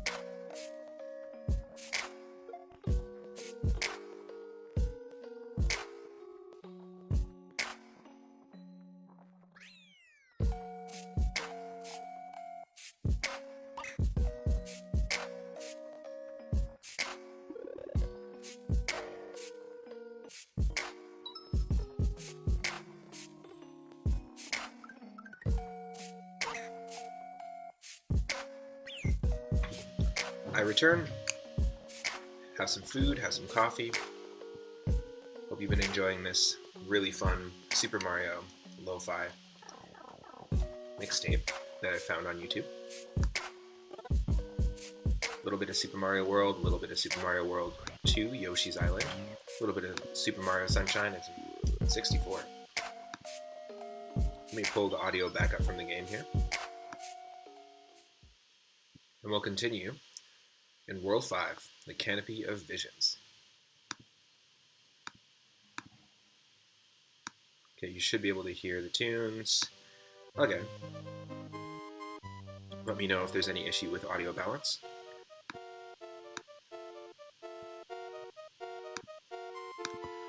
Okay, let's do this. I'm going to remove the moon, and we're back. Back with our Super Mario World randomizer run for Mario Day, which was yesterday, March 10th. Yesterday I started a stream. We did a 7-hour stream of Super Mario Bros. 1, 2, 3, and Super Mario Land 2. All randomized with shuffled levels, enemies, items, music, level palettes. Really cool. So we didn't have any time to continue with Super Mario World, so I decided to start today off. At 1 we started. At 1 we started, and we got going with the exact same randomization seed, which was yesterday's date. For those that are just joining in.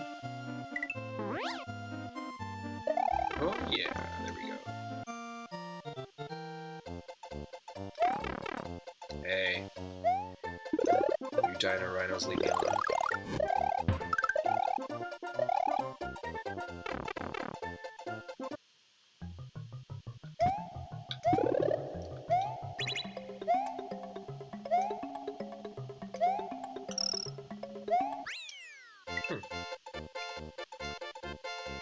Is that one of the secret exits? I don't even know.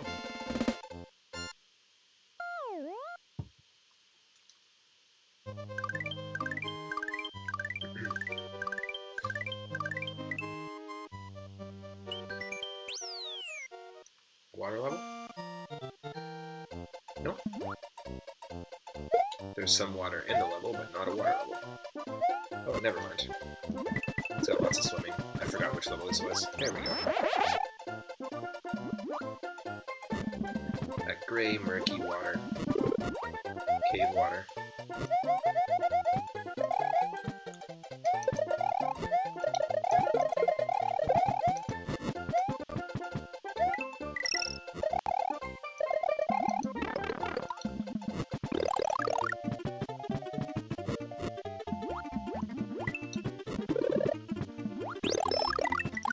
Yes, so close.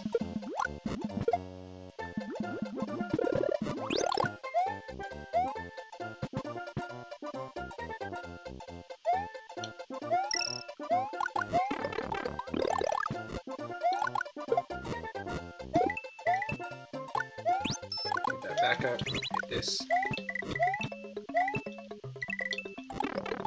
shoot.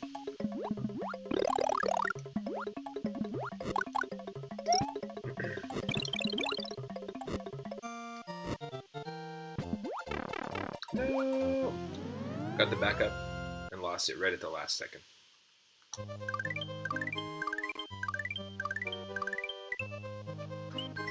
Yes, but we found ourselves our very last Switch Palace.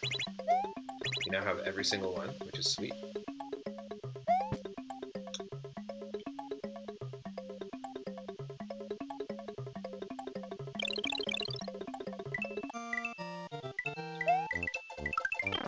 Nice. We're able to get at least one up from that, from the silver coins. Perfect. So we have access to all 8 post-game levels in the Star World. We have access to our top secret area, and we also have access to all 4 Switch Palaces, which, again, is a rare thing in the Super Mario World Randomizer. This is probably close to the 30th seed that we've run on the channel, and on YouTube you can actually check out on a playlist. We've got a full playlist of every single Mario World Randomizer run that I've done. But of those seeds, of that many, only about 4 or 5 have given us access to all of those things I just listed there.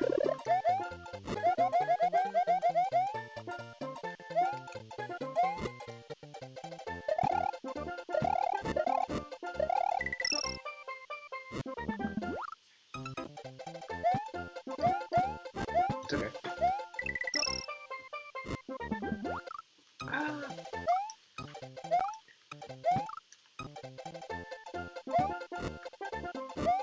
Just gotta beat this level the standard way.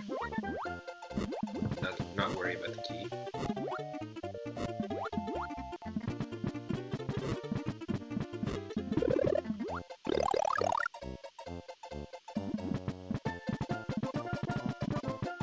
Did you get the T? Yes.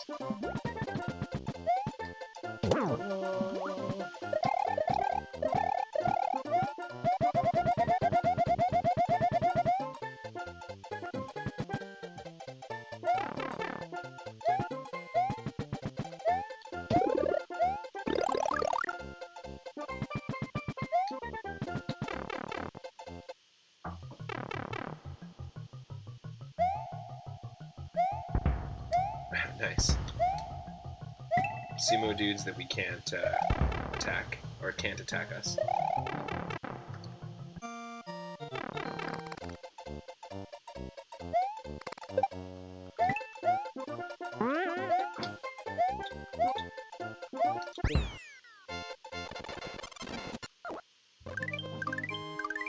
That leads us to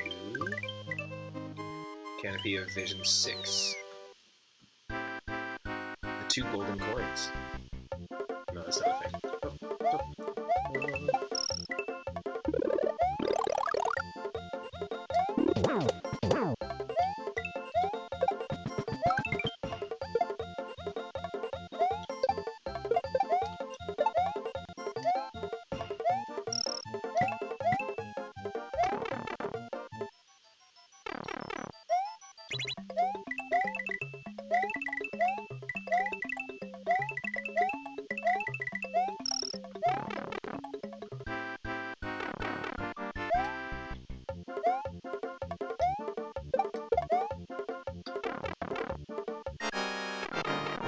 Nice. I will take it.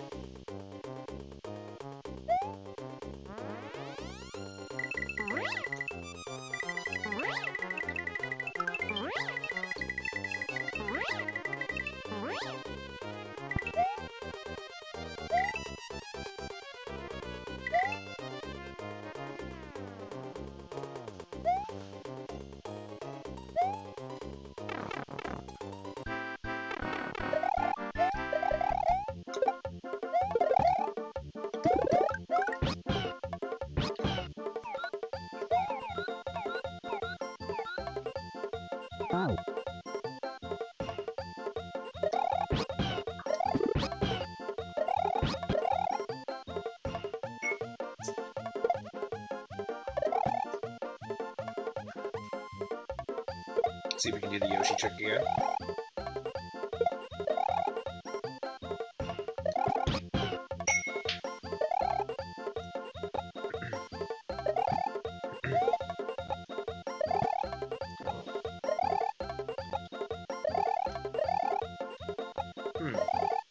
Seems to work a lot easier when you're small Mario, but time it up just perfectly.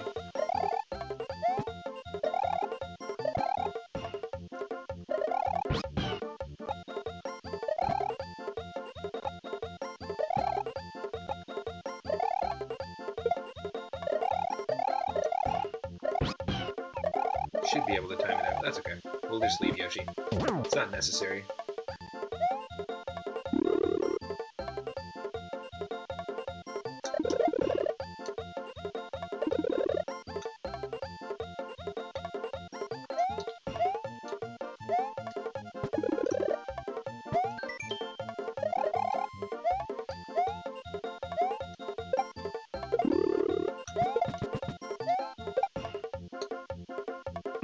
Hey.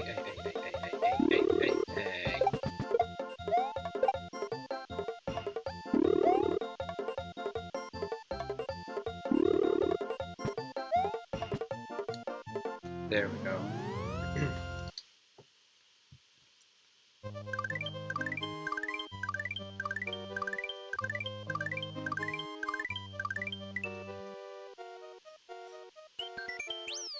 Nice. That opened up that level for us, and that side of the forest, the Canopy of Visions.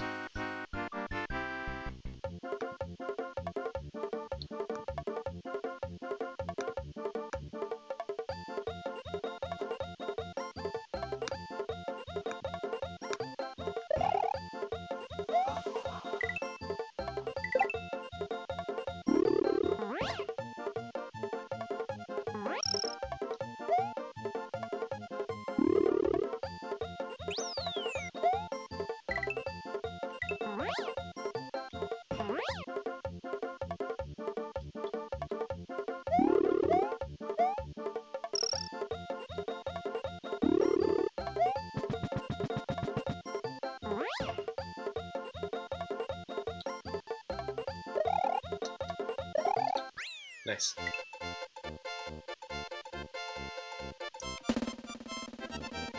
Course clear.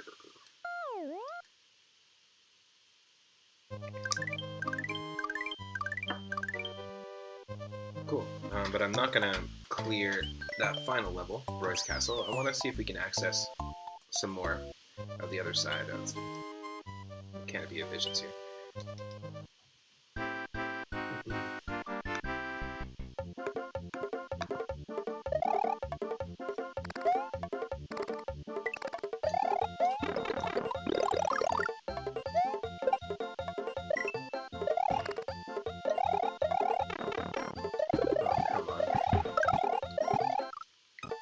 That was nonsense. No.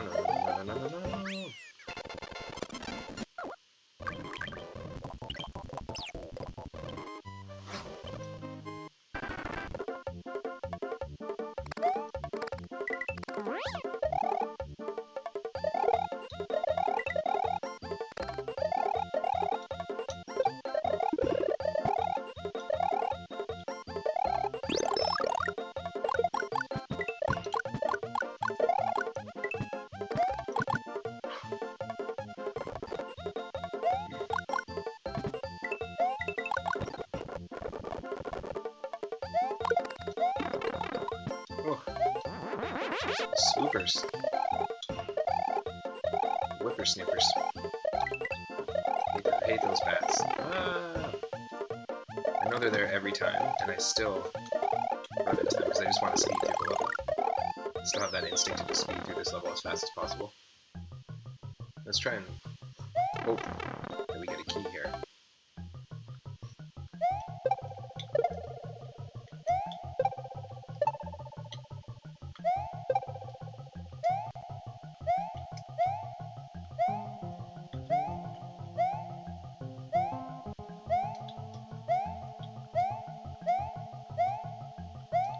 This level should be called the Koopa Bounce House. There's just so many Koopas.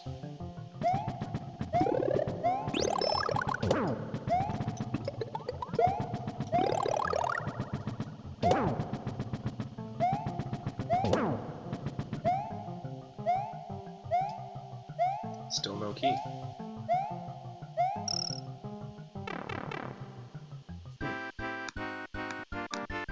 Oh, it's probably in the vanilla location.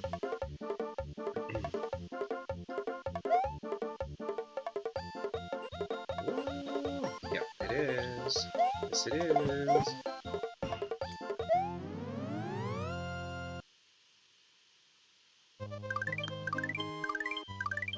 Nice. So we don't really have to beat that level the standard way. Beat the standard exit. It's just gonna just open up that tree to the right, which isn't super necessary.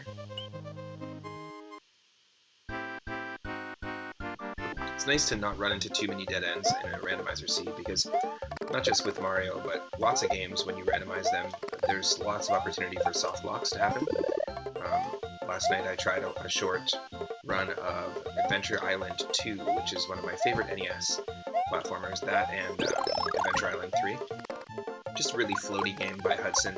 It doesn't feel anything like Super Mario World at all, but or even Super Mario Bros. 3, but really, really good platformer. And there is a randomizer out there that randomizes all the fruit, which is required to, essentially you have to like eat fruit and food, like meat and milk, to fill up a bar, like an energy meter, and each action you do, every few feet that you move in the level, that meter is depleted. So you have to make sure you have a balance of fruit, and you have to basically like constantly collect them to stay alive. Imagine if coins were tied directly to your health,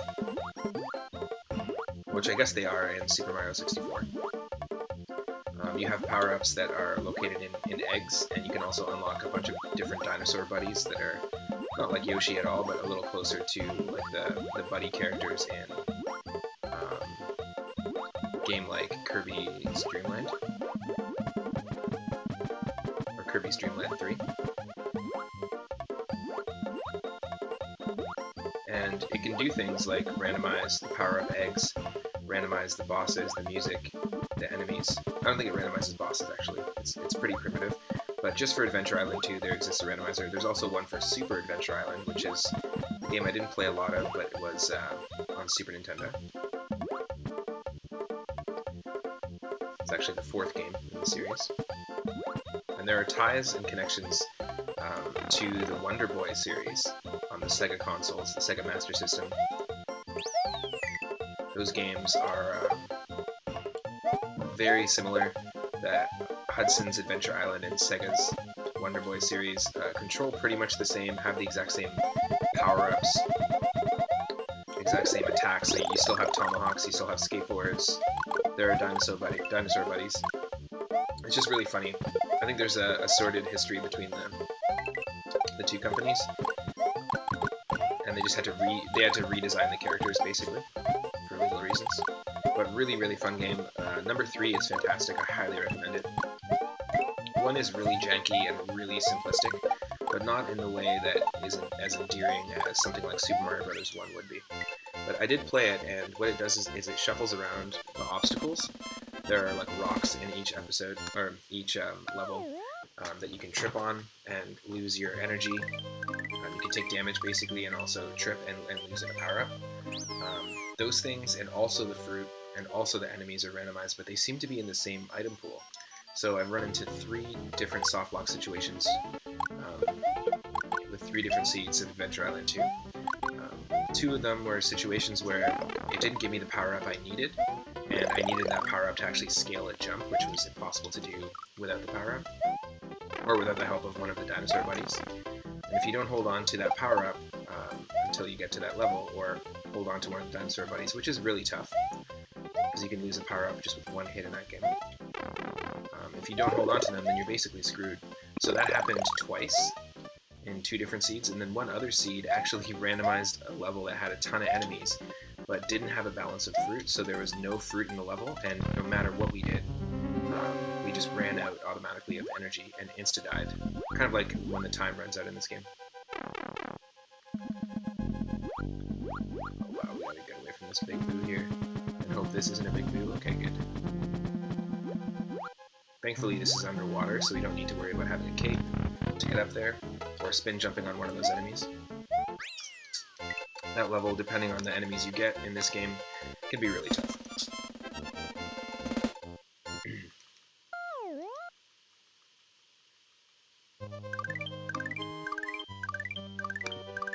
Canopy Temple area.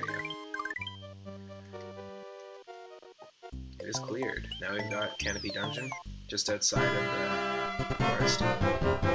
Hey yo, what's going on? Josiah with the raid. Welcome, raiders. Welcome, Josiah. I am doing the continuation of my Happy Mario Day stream from yesterday. For those that don't know me, my name is Matt, otherwise known as 3 at Moon. I'm a session drummer.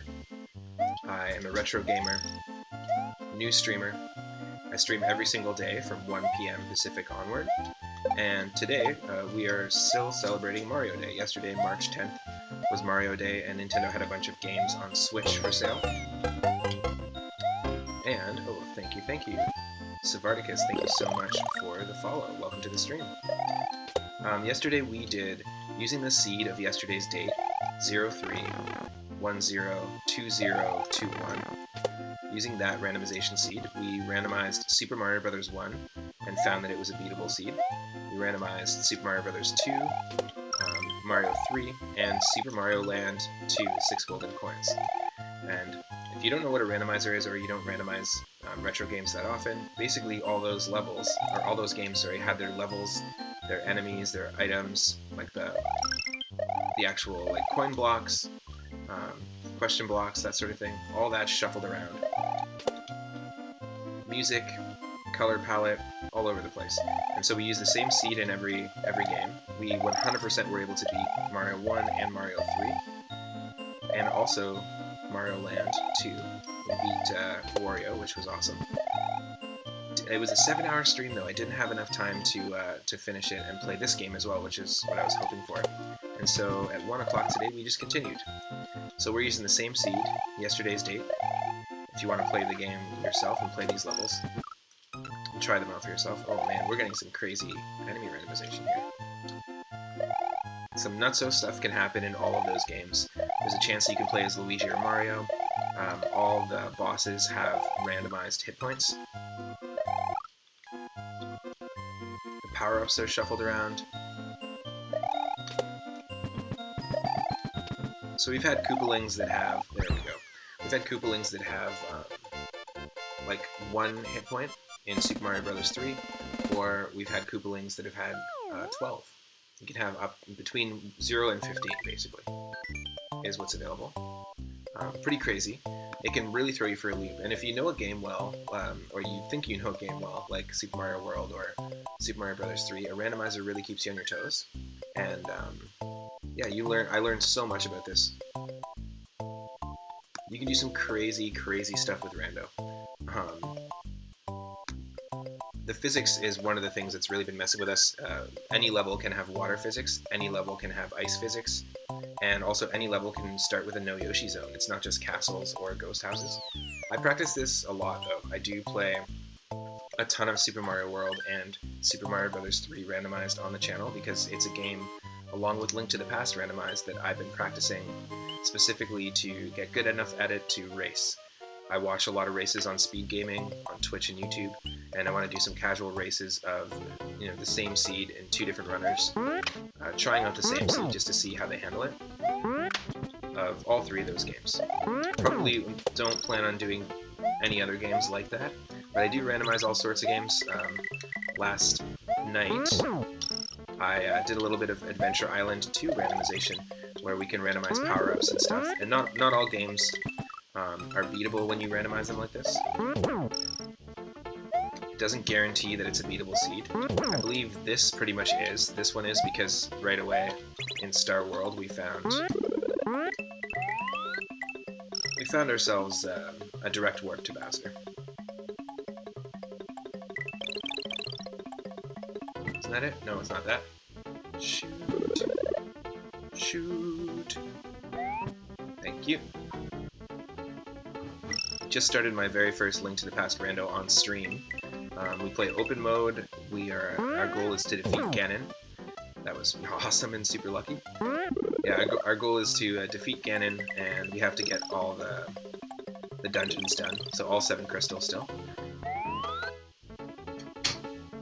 And I'm about 4 streams into it. If you can't catch my streams live every single day, I stream from 1 onward, but if you can't catch them live, you can always catch them on my YouTube channel. You can subscribe to the 3 of Moon YouTube channel, and I upload every single stream that I do there in full, and organized into handy-dandy little playlists. No, that was just a lucky moment, wasn't it? Open mode is really fun. But yeah, I watch a lot of people. I watch a lot of the Zelda tournaments, Link to the Past tournaments that go on Speed Gaming. No, damn, this is tricky. Raining Chucks. You know what? In Mario 3, we had a ton of dry bones raining from the sky. Not really a fan of key sanity or entrance rando. Yeah, I don't like key sanity mode when you're talking about Link to the Past randomizers or Zelda randomizers in general, because I just don't want to keep track of how many keys are in each dungeon. It already requires so much of your brain power to like manage a ton of stuff, and so it just adds that extra little stress that's no reason. We started a Pokemon. We did a few attempts at Pokemon Fire Red randomized and trying to do a Nuzlocke challenge, which is a really tough challenge to begin with. But recently we just started a Pokemon Leaf Green randomizer, and we still have 2 Pokemon, but the Nuzlocke challenge already in itself is difficult. If your Pokemon loses any health, it's considered permadead, so you have to release it and you can never use it again. And as soon as you run out of all your Pokemon, it's game over. The goal is to get all the gym badges and beat the Elite Four and the champion, and if you can do that without losing all of your Pokemon, then you're good, you win. I've only ever done it once. It's already super difficult, but then I've gone ahead and randomized it. So all the Pokemon, all the trainer Pokemon, so we have no idea what typing they're going to be. What the TMs are all randomized, the compatibility are randomized, the movesets are randomized. However, they do stay, the movesets do prefer the same type. So a Pikachu has a much higher chance of knowing a random electric move than any other type. Or a Xatu would have a really high chance of learning any flying or any psychic move. But no, Nuzlocke is just a fan-made challenge that was actually derived from an old webcomic back in the day, where somebody drew their own original character, a webcomic artist, came up with these rules and drew their own OC, but it looked a lot like, at the time, Locke from Prison Break, I think, or Lost. Yeah, Locke from Lost. And so they had a Nuzleaf in the comic. The person was OC, so someone just put the Nuzlocke together, and that was the name. That's where the name came from. But somebody just came up with it, and it's just been a like widely accepted sort of randomized or widely accepted hard mode challenge. A lot of fan games do code that into it, but yeah, it was connected directly to a webcomic, which is funny. You know, it's all super tied into the dated time in which the comic came out, which is when a show like Lost was relevant. But no, it's not a patch. You just have to manually like, you know, release your Pokemon. The rule is you just have to hold yourself to those rules. If you ever black out or white out in that game, then you're shit out of luck. Oh god, that sucks. But we got really lucky, so we randomized it and made it really difficult. But the reason why I tried a few attempts of Fire Red on the channel, and we didn't get anywhere, was because I also, on top of all of that, decided to raise all the levels of every single trainer battle, so every trainer's Pokemon, gym leaders, rival battles, that kind of stuff, by 20%. So that's just insane. There was no reason for me to go that hard mode into it. To me, that was like the key sanity option. How could I make this even crazier than it already is, unnecessarily? And thankfully, we didn't do that.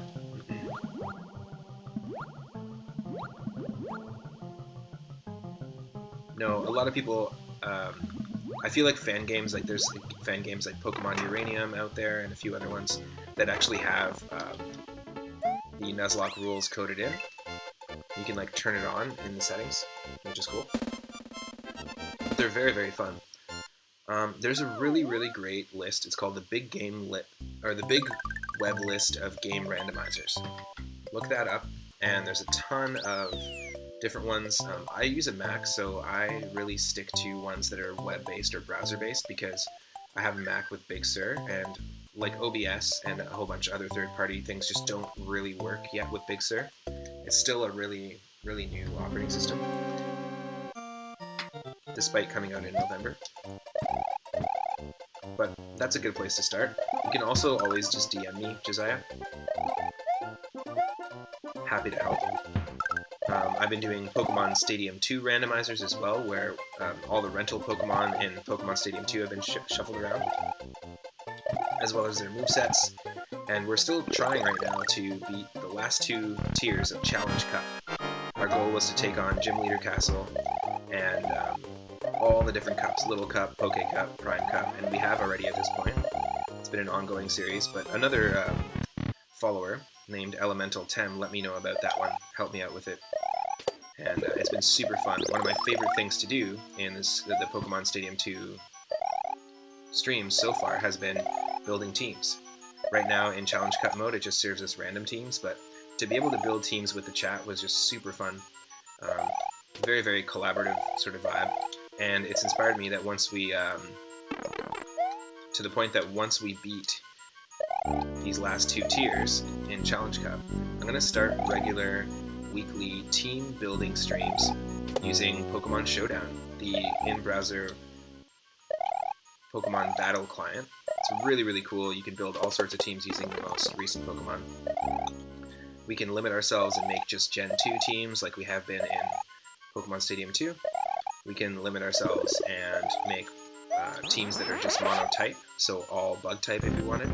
But it's been super fun. Everyone's been very into it, and I'm really excited to kick into that soon. And of course, I don't just do the randomizers, I also play RPGs on the channel. The first RPG we played was Earthbound. We did randomize that one. But the second one, the current one we're playing right now, is Final Fantasy IX. Every Friday is Final Fantasy Fridays on the channel, and so in the evenings I will do RPGs. And right now we're having a blast with that game.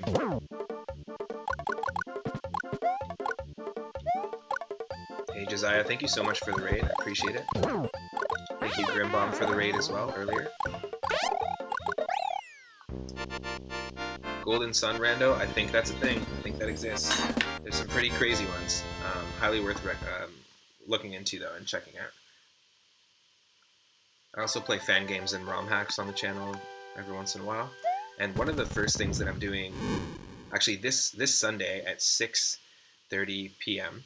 Pacific, I'm going to be diving into our first viewer request night. And you can earn moonstones on the channel and actually use you can earn moonstones and redeem them for requesting a game. 5,000 moonstones will get you a game. And actually this Sunday is going to be the first viewer request night. And 2 streamers, Stegosaurus McCartney suggested, or 2 followers, sorry, Stegosaurus McCartney suggested Bugs Bunny Rabbit Rampage on SNES and Mickey Mania on SNES, so Looney Tunes and a Disney platformer. Then Grimbomb came in and redeemed the next day another Looney Tunes game, Tasmania on SNES, which I don't know it might be a little more like Kirby Superstar. I'm not sure if it's a full platformer. And The Magical Quest starring Mickey Mouse, which is another Disney platformer. So we're going to be playing 4 Super Nintendo games, and we're going to be diving into 2 Disney platformers and 2 Looney Tunes ones. What is this? Who Framed Roger Rabbit? Fireflower and Luigi in the Mar10 seed. Yep. Well, what's really funny, Serious Twitch, I just really like that yesterday there's a 50-50 chance of us getting either Mario or Luigi in any of the randomizations that we did yesterday. And we got Mario every single time. And today, in the Super Mario World one, we got Luigi because it's like, it's not Mario anymore. It's March 11th. Green Mario? Nice. Isn't that how Bowser refers to Luigi in the Mario and Luigi Superstar Sega? As Green Mario? and like a whole bunch of different ways, but I think that's one of the ways. Yeah, pretty funny. The next RPG on the channel after we play and beat Final Fantasy IX is going to be Paper Mario for the N64. Really, really excited for that. The very first one, the best one. Number 2 is fantastic as well. Oh god, get me out of here. Get me out of here. So good. And the through line for me, for a lot of the games that I play, because I'm a musician, sound engineer, and also a session drummer, and my love for music, and the reason why I wanted to get into making music and composition to begin with, is directly interwoven with the soundtracks and the atmosphere built in my favorite retro games, as well as my favorite cartoons from back in the day. So the through line is always music. Pretty much every game that I play is a game that I'm like super, super nostalgic for the music, for the soundtrack.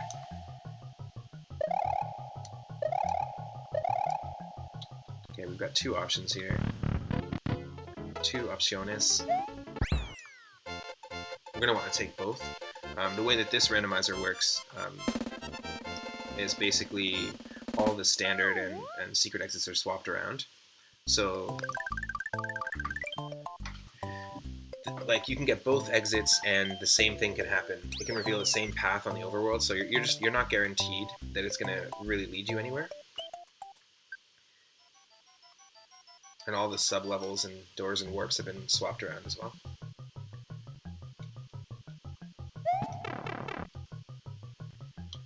Savardicus, what are some favorites? Like, if you could pick a top 3 of some of your favorite video game soundtracks.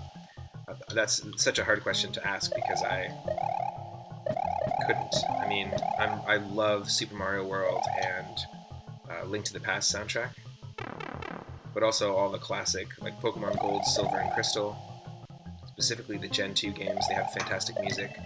I'm loving Earthbound and Final Fantasy IX. Like, there's too many to pick from. Donkey Kong Country. So it's kind of an unfair question. Ooh, Shadow of the Colossus. Yep. Yep. That's some really good stuff. I remember loving the sound design in that game. And I think, is Shadow of the Colossus connected to the Eco games? Or Ico games? I don't know how to pronounce it, but... Is there a connection? Is it not a sequel? A sequel? Then you got Chrono Trigger, fantastic. Incredible music in Chrono Trigger. Also love the enemy designs in that game, including little roly-poly imps. Zelda series, yeah, absolutely. Oh, you think it's it's a spiritual successor, same as Last Guardian. Cool. Last Guardian is that game where there's like that giant dragon, like Falcor-looking thing from Neverending Story, and you have to like lure it places, and you use the dragon, like the massive dragon, to get around puzzles. You like tame it, yeah. Crazy game, insane game. It's really cool actually because all 3 of those games, Eco and The Last Guardian and Shadows of the Colossus, they all share these really similar sort of vibes. It's the aesthetic and the atmosphere that's shared, but it's really not... there's not much else. I feel like there's stuff that ties that in as a series, that ties all those games in, but it's not that obvious, you know, it's not like in your face. They have a similar motif. Yeah, that's what you're saying. That makes total sense.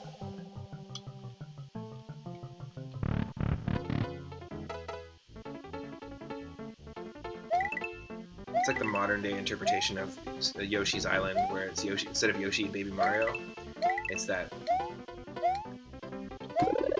Falcor dragon beast and the kid in that game.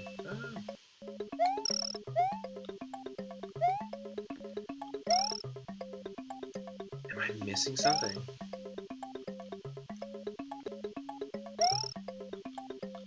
Keep going in a loop, but where's the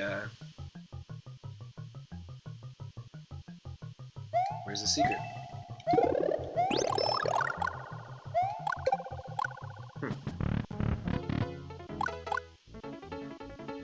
blast playing randomized Super Mario Bros. 1 yesterday, so I'm going to be doing a lot more of that on the stream.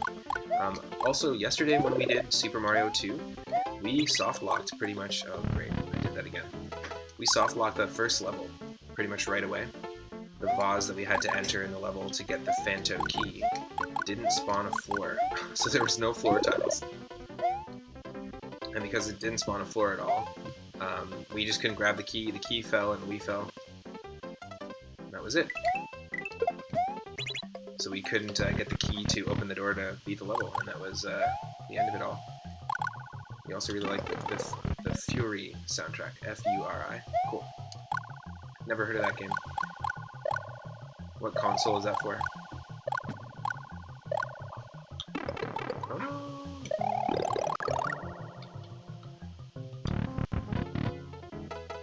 Yes. It's on Switch, PC, PS4, etc. Cool. I'll check it out. What kind of game is it? Is it a platformer or action adventure?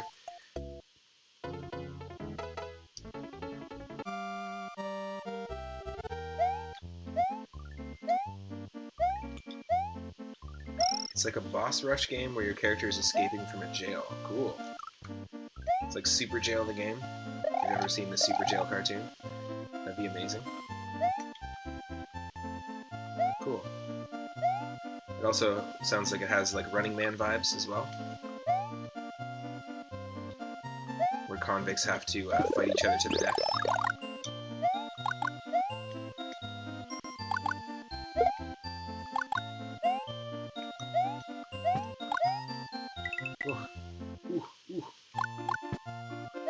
There we go.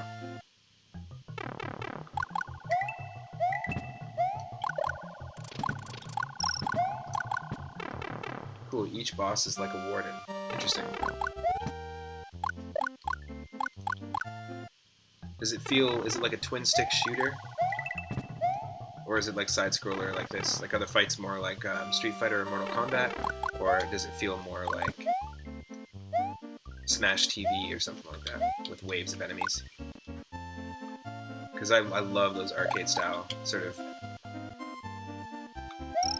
wave battle games. Nice, the soundtrack has a very distinct synth vibe. Cool.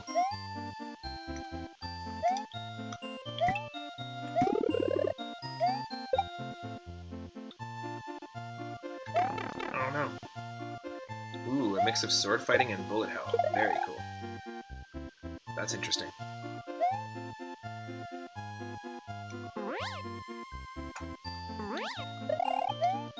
We already got 4 3-ups in this run. This doesn't count as a 3-up moon, but 3 1-ups counts. I mean, it's close enough. But within the first hour, we found 4 3-up moons, which is pretty crazy in this seed. If you want to try this seed out yourself, it is 03102021.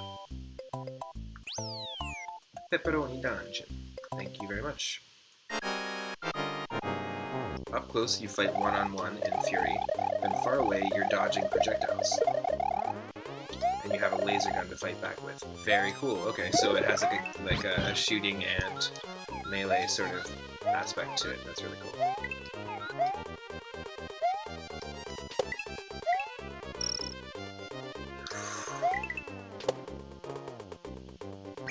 No.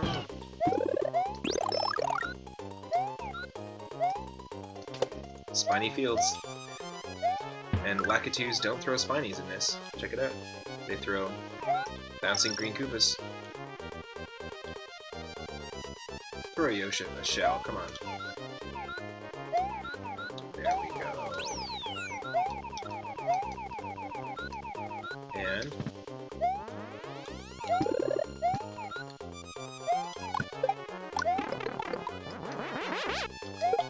Ah.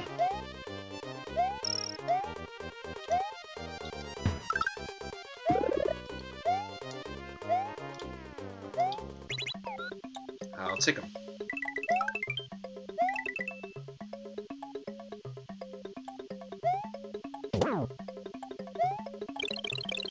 Nice. Nice.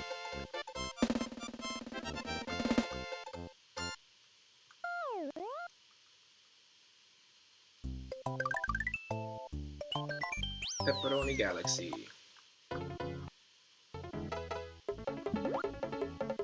This is the real reason that Super Mario Galaxy 2 didn't appear in 3D All-Stars, is because this level right here is being remade by Nintendo in full 3D. They're releasing Pepperoni Galaxy 2 as DLC for the Pepperoni 3D All-Stars.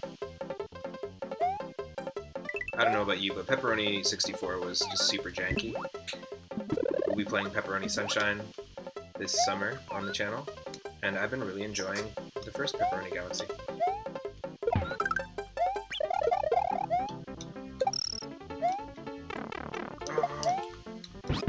Give me the Yoshi.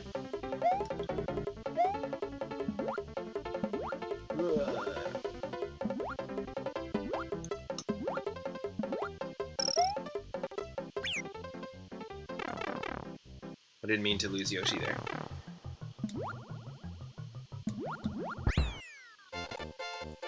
And hopefully we don't need to beat the standard exit in this level.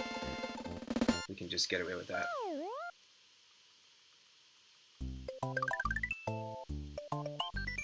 Ooh, Pepperoni Galaxy 7 on the Nintendo Switch 3, the NS3. They're just gonna start PlayStationing it. The Nintendo Switch 5. They're just gonna eventually buy. Nintendo will eventually buy the Spider-Man. I mean the Sony PlayStation font from Sony, and just start calling them the NS2, the NS3, NS4. Come on, Nintendo's already getting super homogenized by the day in terms of their decisions on how they remake and release games. I feel like they're so far removed from the original heart of the company, but a lot of corporations that have been around that long are super far removed. I think someone's at the front door here.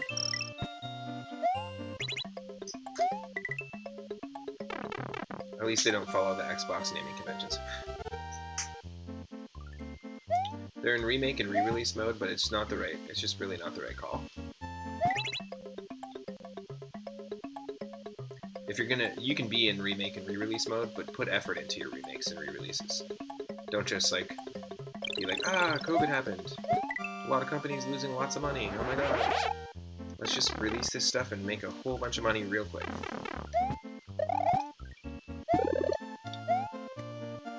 There's got to be some accounting for taste in that situation. You know? There's something very wrong when a Super Nintendo game that's been around for years, like Super Mario All-Stars, was able to improve upon every single game that they added to the system. Every single game was improved upon.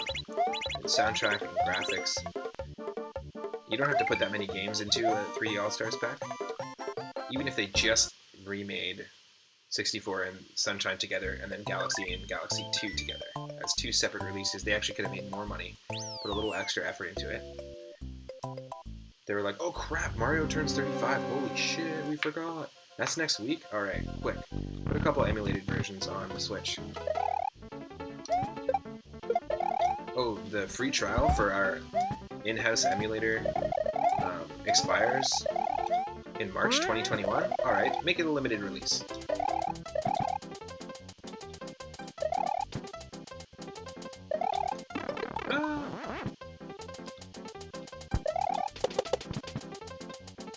I sound bitter, but I'm totally still a fan. We would like to see... Yes, that's what I'm talking about. Super Mario 64 DS on the Switch. Honestly, the remake was already done. They already put the effort and all the time into improving that game pretty much as they needed to. I would have loved to see that. And you don't have to do the same for Sunshine.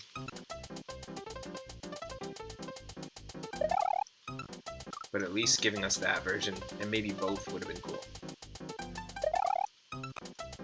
But we didn't need the original Super Mario Brothers in Mario All-Stars.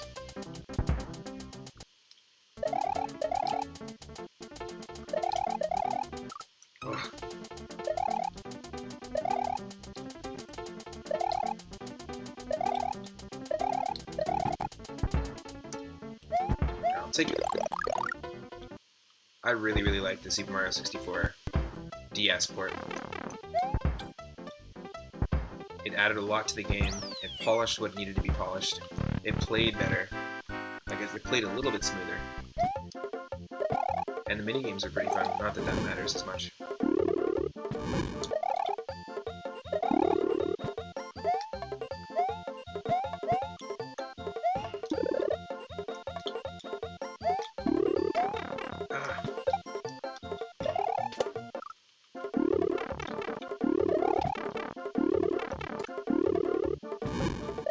Oh crap, this is not going to be easy. This level.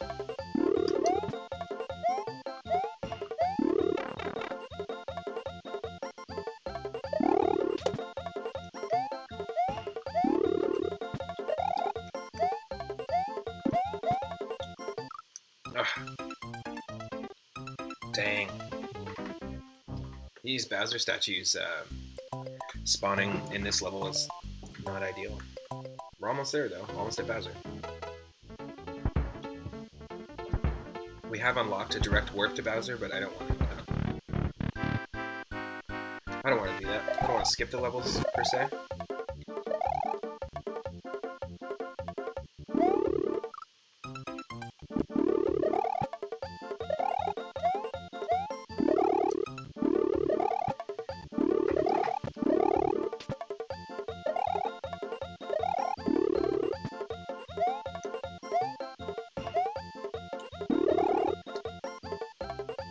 Come on.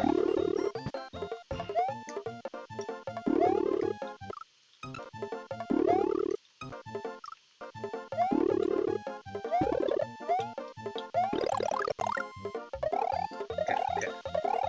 Save it. Jump into the fire. Oh, we can jump into the fire.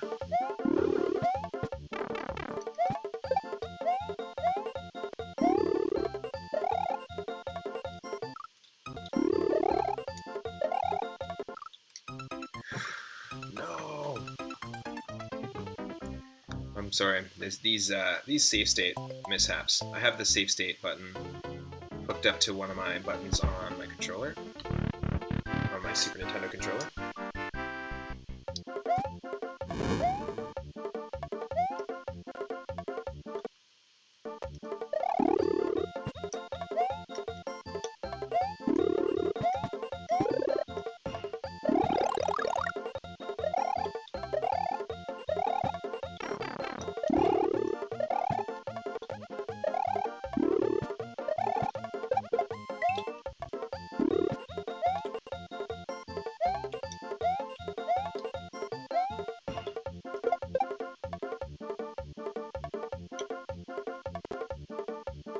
There we go. We can do this.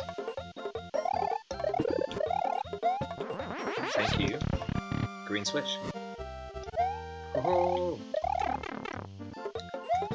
Thank God we found all 4 switch palaces and also our top secret area.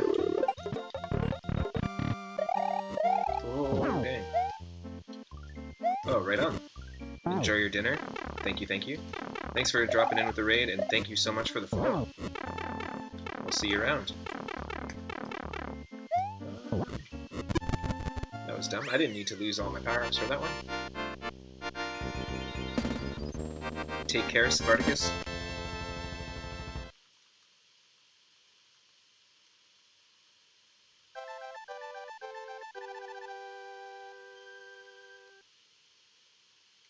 We just here to clean this castle up.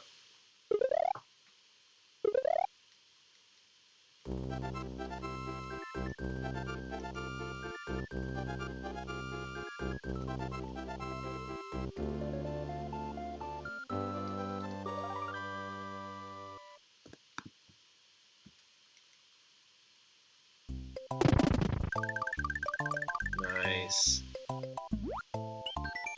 Streambig.net. Before we do that, there's one more level. And then there's those post-game levels. I'm going to take on the post-game levels really quick. Head over to our top secret area because we have unlocked it, so we might as well take advantage of it. I knew it. Pepperoni Temple. Missed out on a castle here. And there's 2 castles in our post-game area in Star Road. That's pretty interesting. We did have one seed once in Super Mario World Randomized where all the castles and fortresses were in the post-game area, and it's pretty funny actually. We didn't really encounter a boss that wasn't like a big boo. I think we encountered 2 big boos in the first 5 worlds. And then only in World 6 did we find another castle, our first castle, and then the rest of them were all in the post-game area.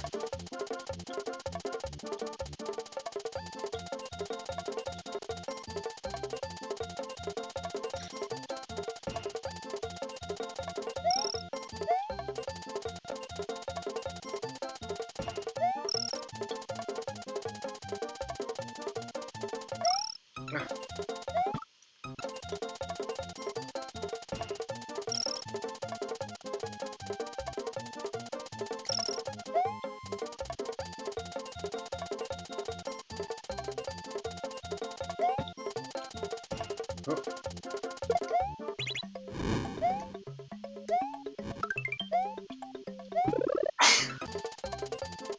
Suntec.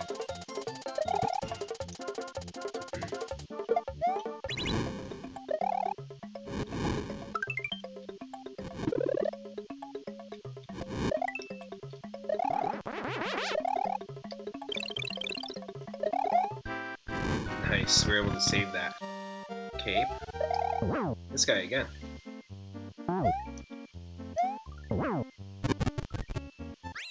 Got our easy version of the... That's honestly the easiest Koopaling battle in my opinion.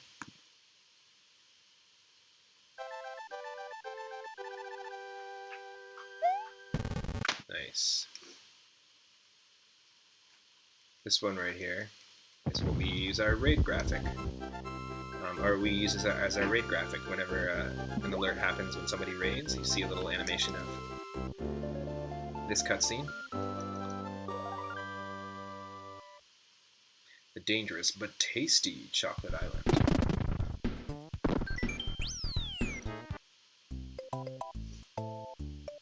Cool. Okay, let's head back to the top... Oh no, you know what? We don't need to go to the top secret area because... Oh yes, we do. We're taking on the post-game levels first. Let's do that first. Yes, we do. And for those that are just tuning in, this is basically all the levels that we've played so far. Becomes a little bit of a tour of the randomized worlds. We have the Canopy of Visions. We've got Asiago Cheese Bridge over here. Got the Calzone Dungeon and Calzone Cavern.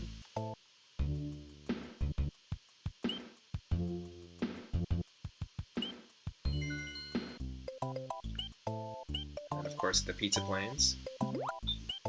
And in the original top secret area location is how we get to the 8 post-game levels. So here we go, let's take on Kooky, the first castle.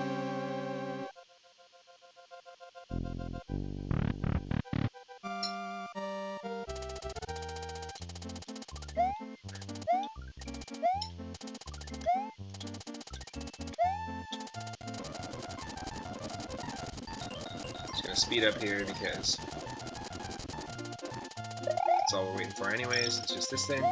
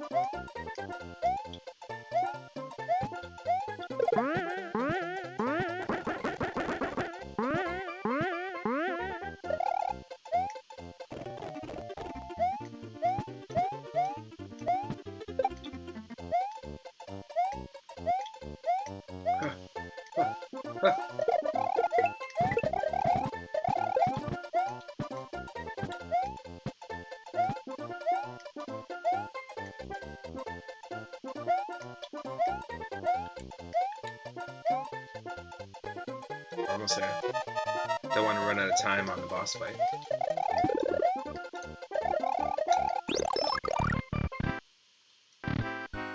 Oh no. We might run out of time. If he has 0 to 15 health and he's in the upper range of hits, we could easily run out of time here.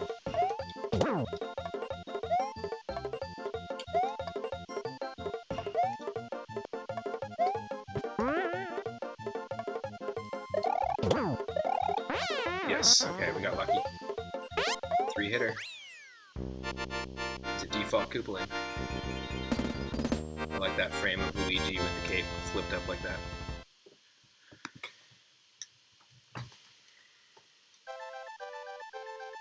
Nice, double cutscene.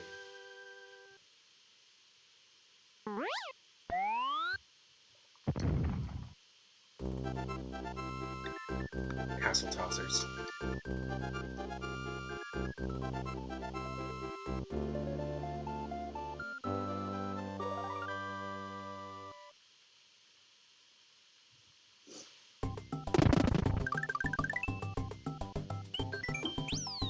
Okay.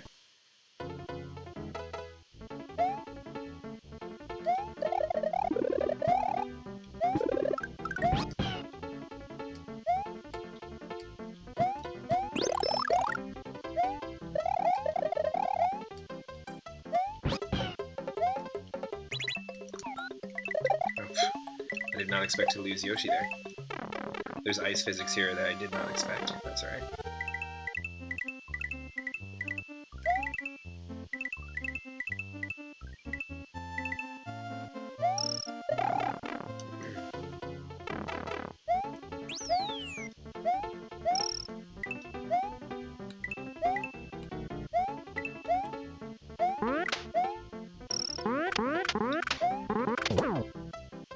Nice. Suave. Suave. Hey.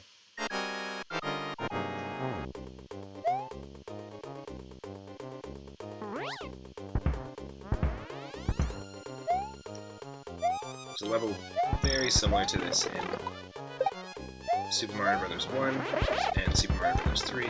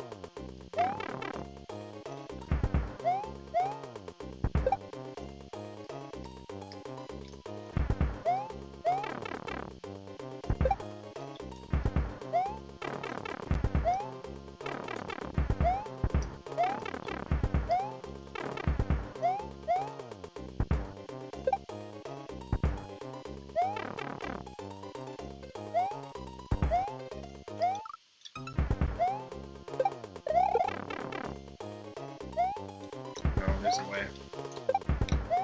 This is really annoying, actually. I'm just trying to...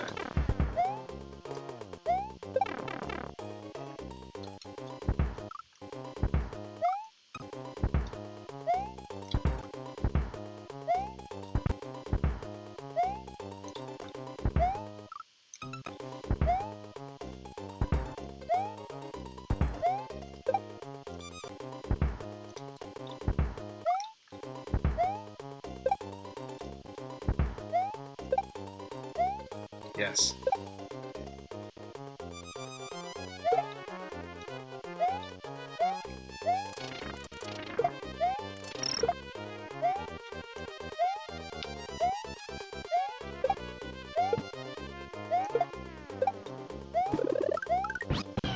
Yoshi again.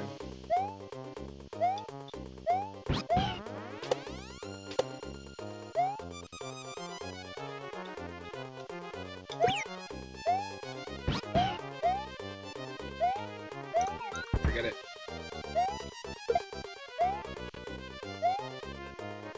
Ah.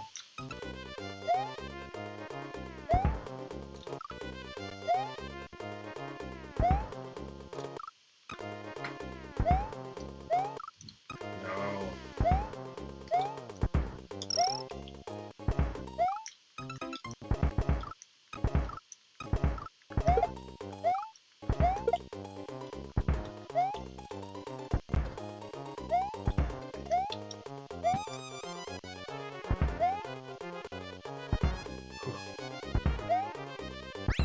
There we go. Holy, what a level. What a level.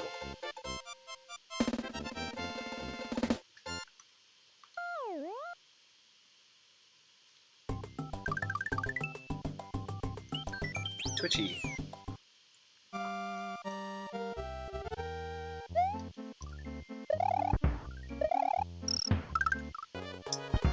Oh, shoot me in the hand.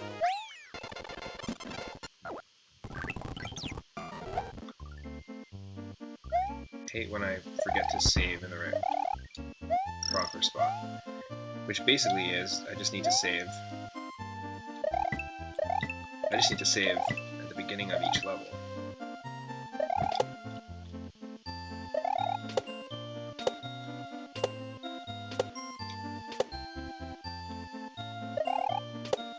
Thank you.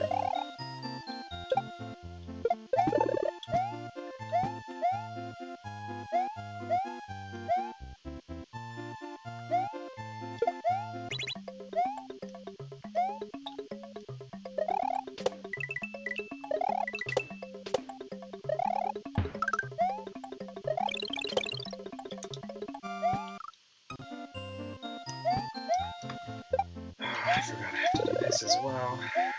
Really? Okay, so we have to do this first.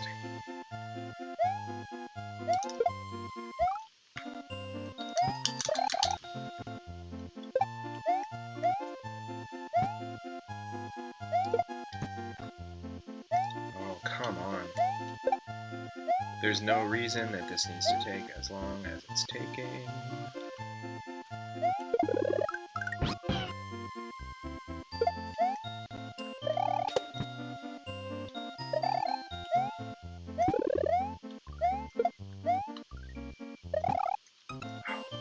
You.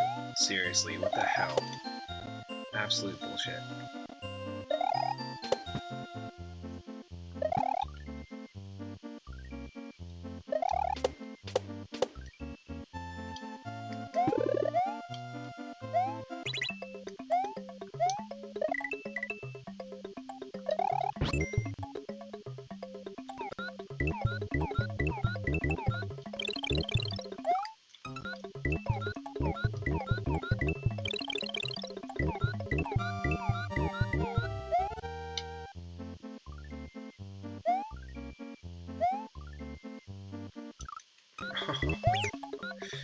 Wow. I don't know what is happening here, but it's some nonsense. Absolute Yoshi BS is happening right now. Let's do this.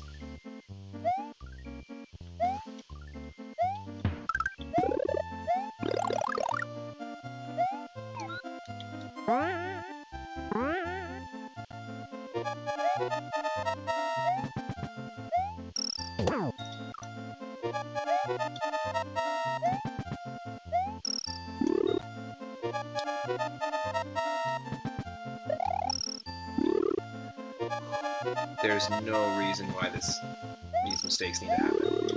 Just a moment here. Just 1 second.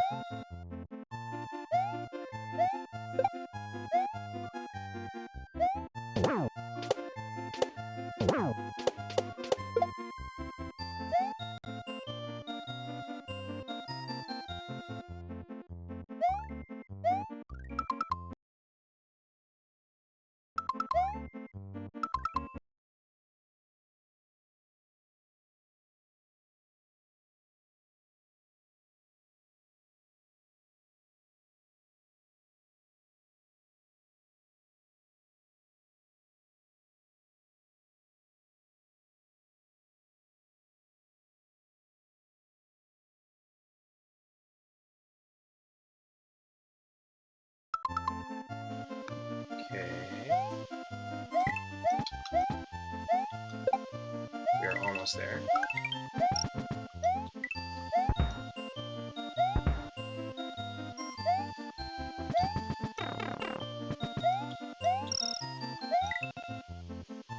Oh, I hate this level. Just unnecessarily long. And we are not being a super player right now because we are absolutely not feeling that Mario Zen. Need some more coffee in there.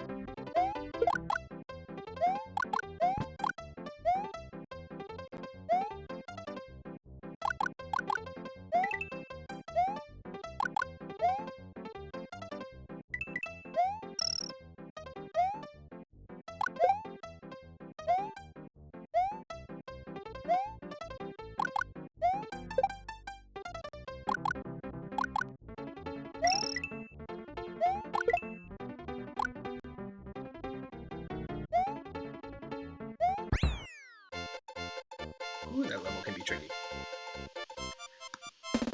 That's one of the actual post-game levels in the original game. And any level with those carrot top platforms, there's a few similar platforms in some other levels, as well as in Super Mario Bros. 3. Always tricky. A lot of Super Mario World ROM hack makers will use the timed carrot top platforms as level mechanics because you can really get some really cool timed moments happening when you use them in level design.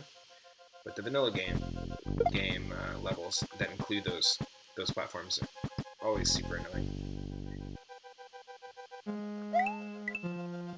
Almost there. Almost got the 8 post-game levels beat.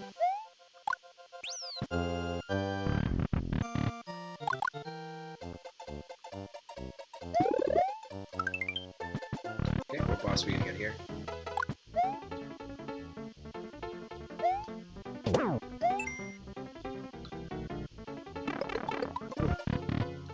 Didn't expect that to happen.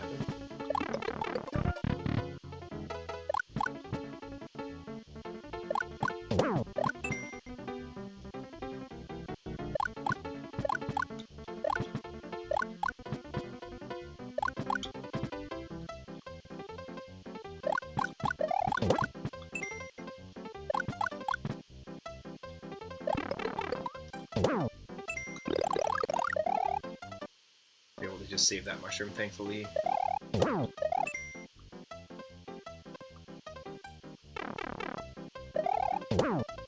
Yes. Yes. Quick and easy.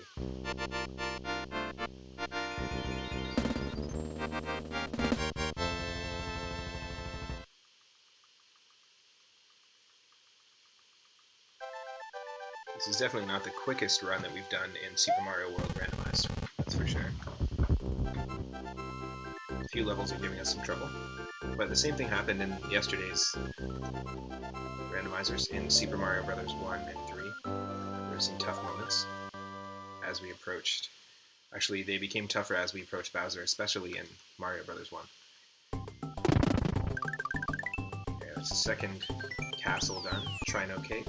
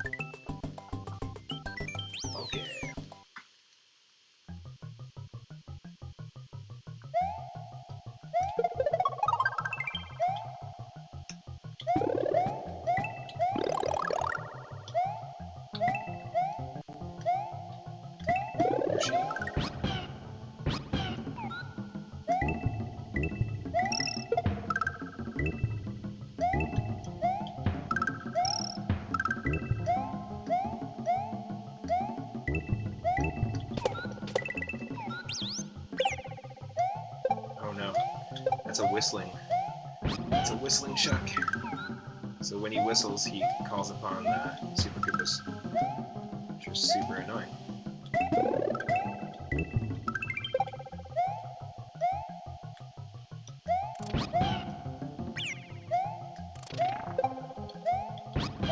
Oh, this is crazy.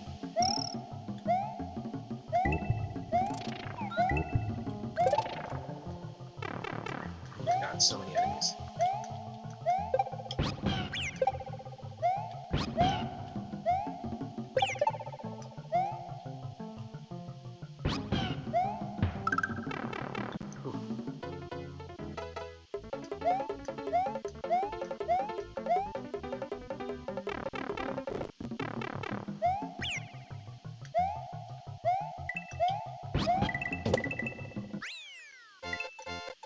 That was pretty crazy.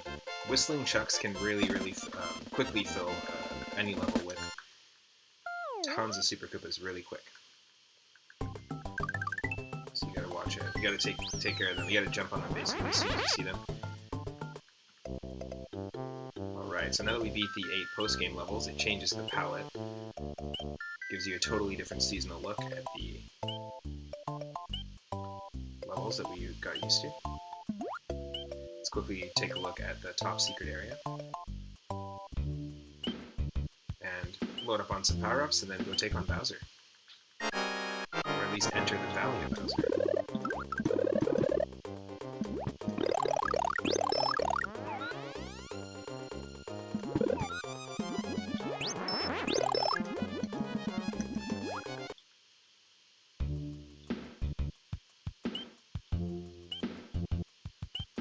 We have to take the upper path.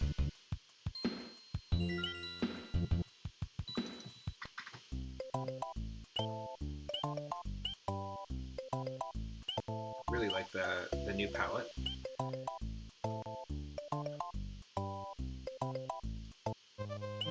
Gotta cut through the Canopy of Visions in autumn.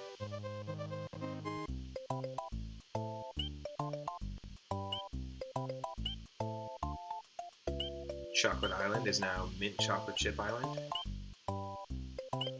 And here we go, streambig.net. Let's log in.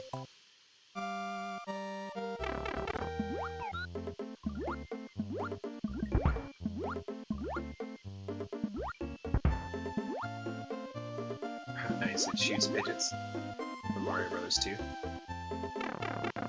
instead of bullet bills.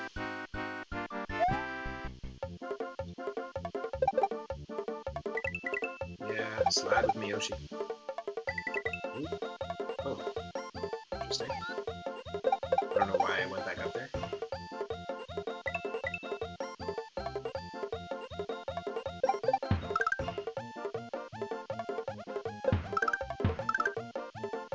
Nice.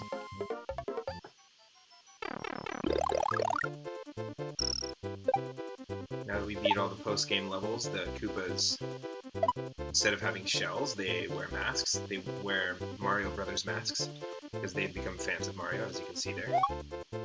There's one there. All the piranha plants, the hopping ones, become jack-o'-lanterns, and it was one of the things that happened. It's sort of like the new Game Plus. One of the things that happened right when you beat those, after you beat Bowser in this game, it'll switch you over to the new palette and new enemies, like a new set of enemies. One of my favorite things about this game that I really liked is it was the closest you could get to a completion bonus, I guess. Here we go, streambig.net,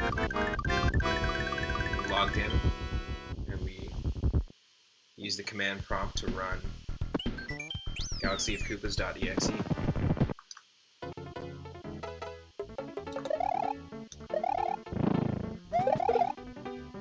See, the shells they still behave the same, but the shells are just Mario masks.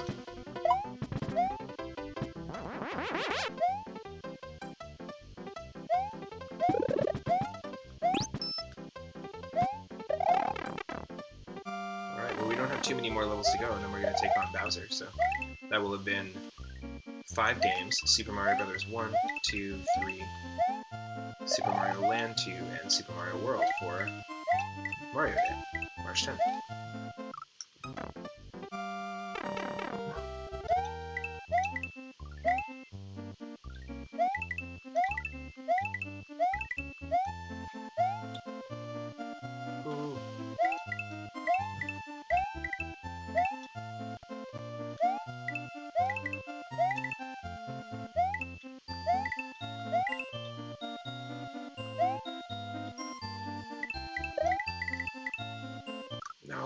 kidding me? You're gonna get eaten by lava at the very end. That's ridiculous.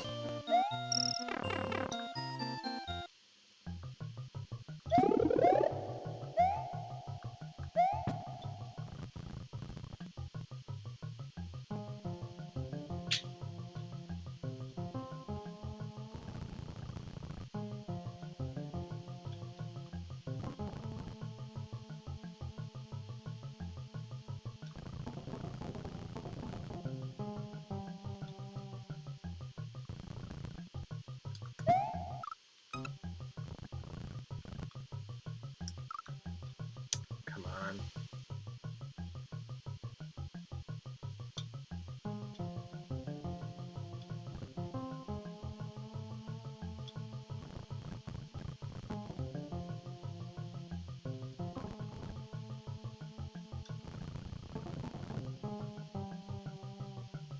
No. No.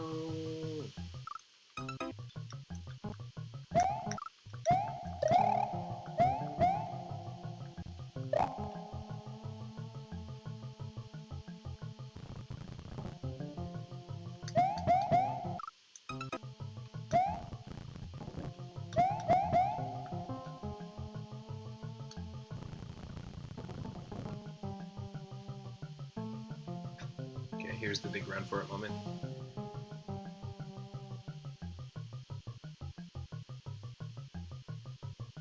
Yep. Okay, cool. We're able to make it.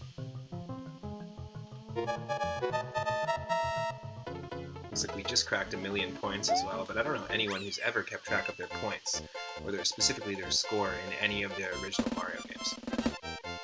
Something we just left over from the fact that Mario Brothers 1 had scores, and it made sense in the arcade era of games, but it really didn't make a lot of sense if the game wasn't arcade style.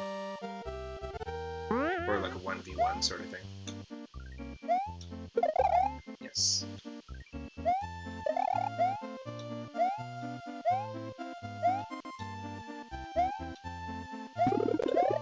Yeah, here, look, you got pumpkins and jack-o'-lanterns now instead of piranha plants. That's kind of why I wanted to beat the post-game levels first, so we could see some of the custom enemies, which we don't often see when I'm casually playing Super Mario World Randomizers on the stream. Oh, looky here. Yoshman. Looky here, Mr. Yoshman. Eat that cube. No, Yoshman! Screwed up big time there. Okay, forget Yosh.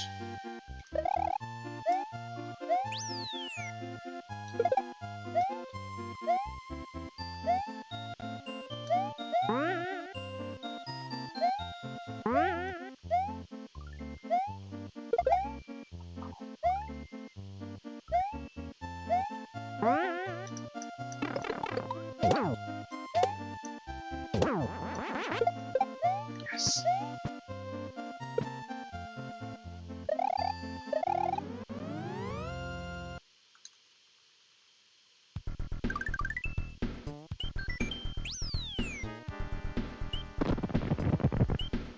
Galaxy Ghost House.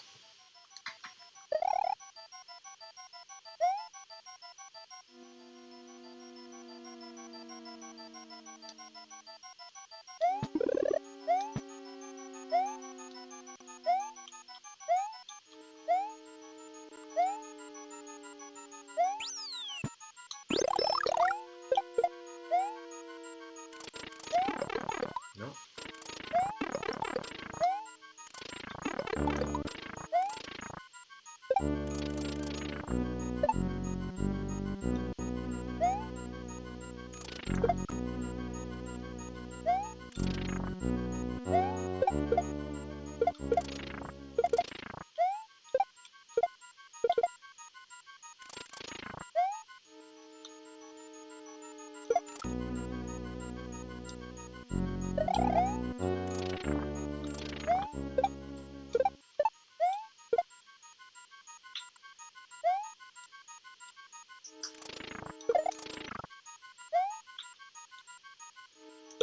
Oh, I get it.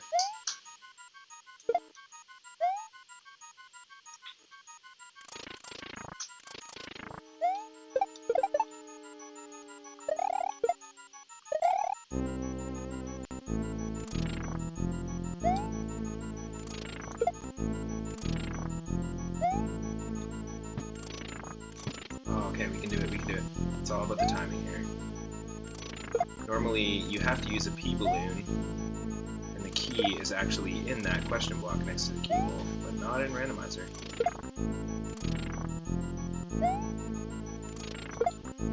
You just can't touch that platform. Nope. A little later. 100% doable, I've done this before. Get another seed.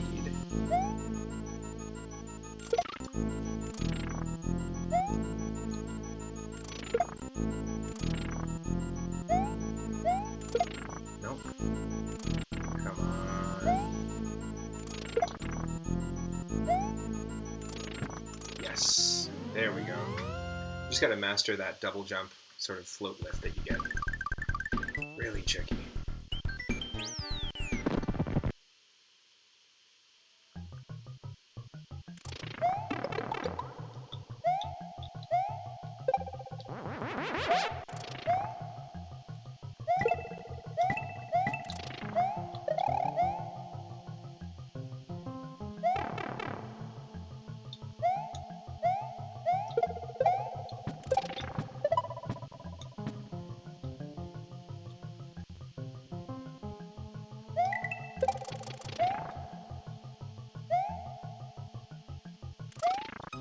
What?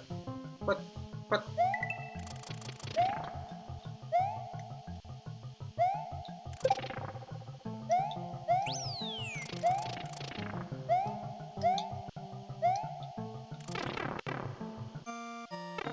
This level always reminded me of a part in Super Mario Brothers. Not this section here, but the previous room we were just in. But in Super Mario Brothers 2. Reminds me a lot of some of the early parts of Mario 2.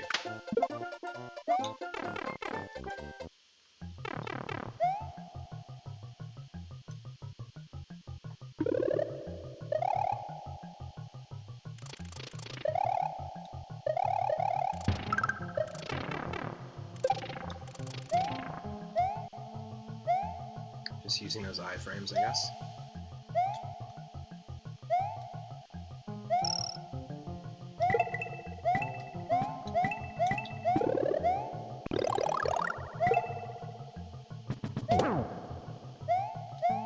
Yes! Use that chunk.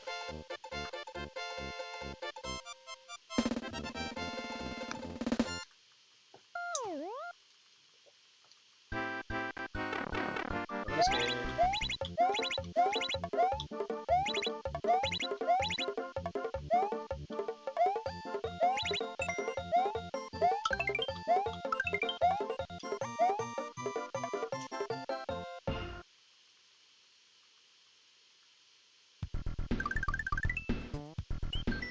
Galaxy of Koopas 2.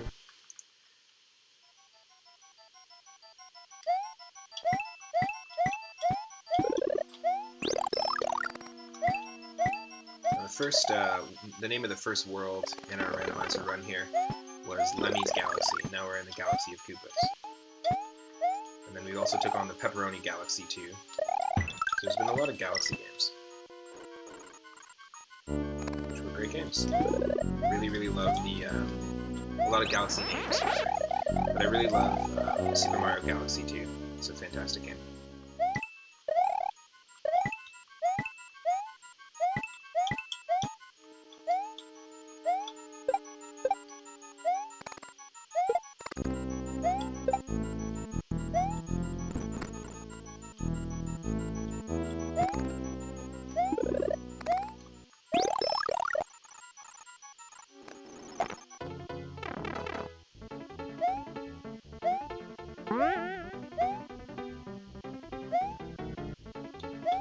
Oh, hilarious. There's a football just waiting in there instead of a shell. Well, good thing I have cape.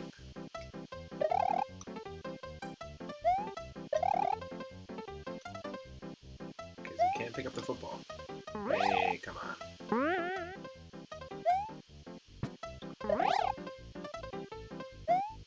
I'm not trying to fly into the passageway, I'm just trying to do that. There we go.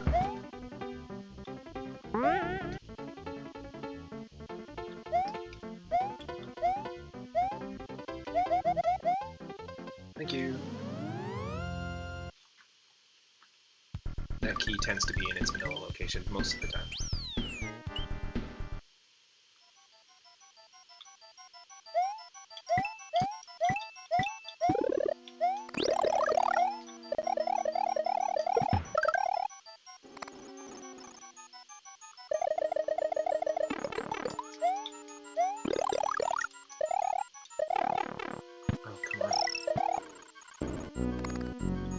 Silliness.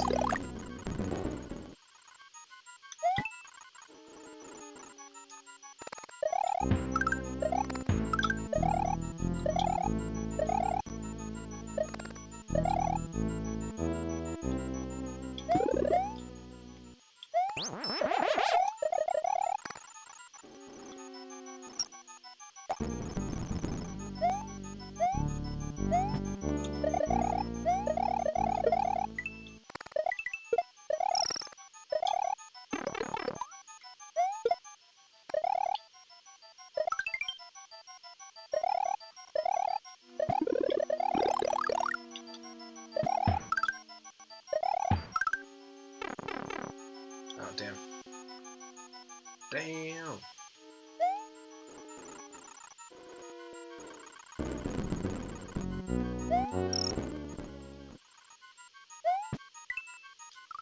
Oh, come on, so close. I just have no patience for these slow-moving platforms. Whatsoever. No patience. I'm not a doctor.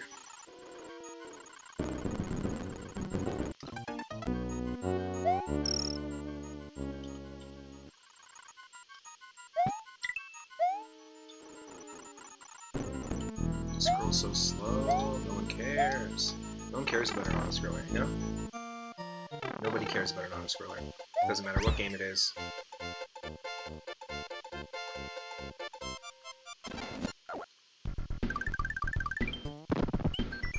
Larry's Castle.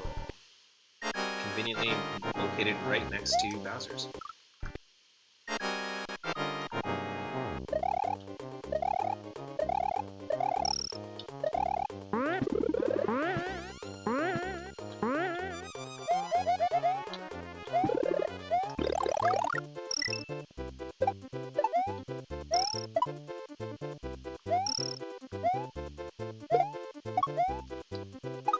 Fish don't count towards my 1-up enemy count. That's okay.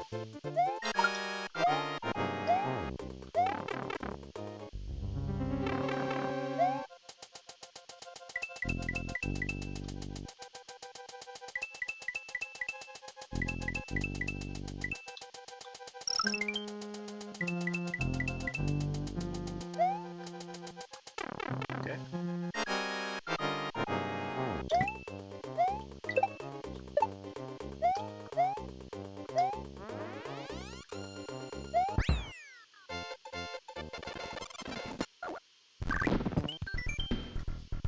Here we go.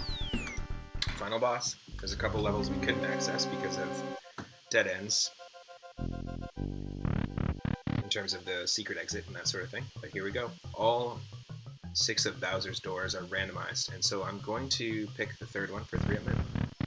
It's going to take us to different sections or different sections of levels, basically.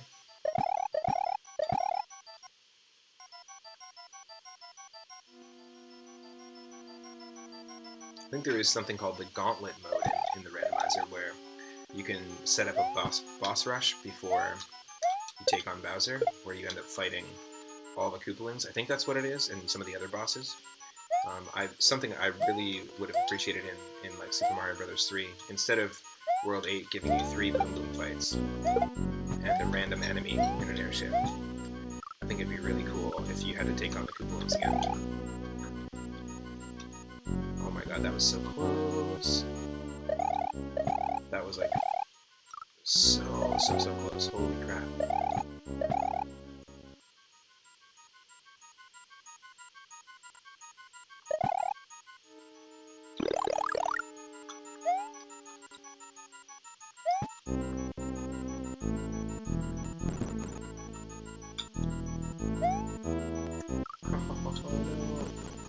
No patience. There we go.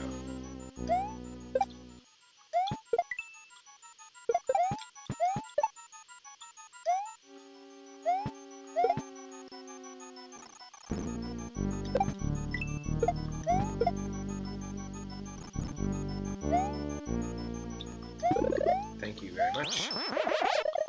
Luigi time. 5, 6, 7, 8, 9? No, let's do 7. Let's go for 7. Why not? You still really only have to do the 2.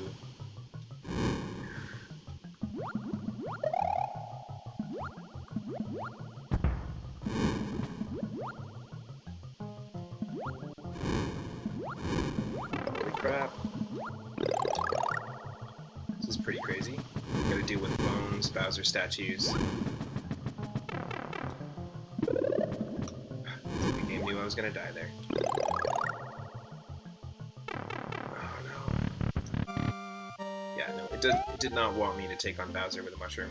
That's fine. Here we are. Final level. Kind of a pointless introduction area because all they do is use this to be like, hey, remember Ninjas? Because I think this is the only level that Ninjas are in. And also they're like, hey, look at these new enemies too, Mecha Koopas. What happens if you spin jump on them, or if you jump on them, you can pick them up and throw them. They're like, oh shit, this is the last level, we gotta teach them a new technique that's gonna be super crucial to how they beat the boss. Oh shit, Mario's turning 35 next Thursday? Holy! Get that emulator going. Give him Mario 64, Sunshine, and Galaxy. Don't do anything.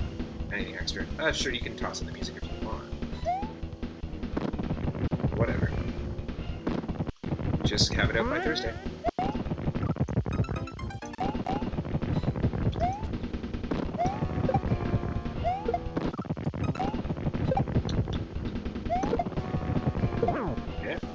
The amount of hits it's going to take to kill Bowser is going to be the same in each phase, but it is randomized.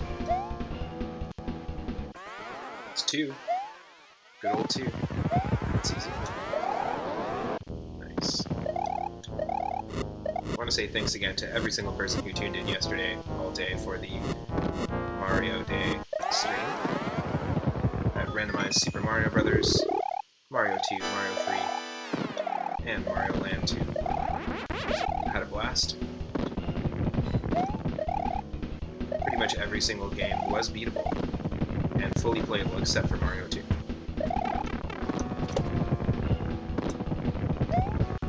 If you watched live on twitch.tv/3up_moon and you don't follow the channel already, consider clicking that follow button. It'll let you know when and what I'm streaming next. Also, I stream every single day from 1 p.m. Pacific onward. So you can catch me doing retro games, randomizers, and also playing through old school RPGs. Every Sunday evening at 6:30 p.m. Pacific, I'm going to start doing viewer request nights. We've got 4 SNES games in the queue. And every Friday evening, I do Final Fantasy for Final Fantasy Fridays. We're currently playing number 9. Number 9.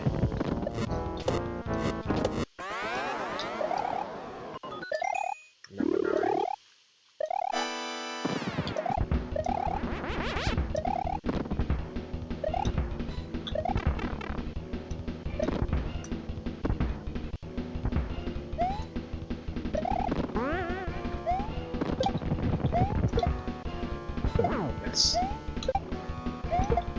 Yes. There we go.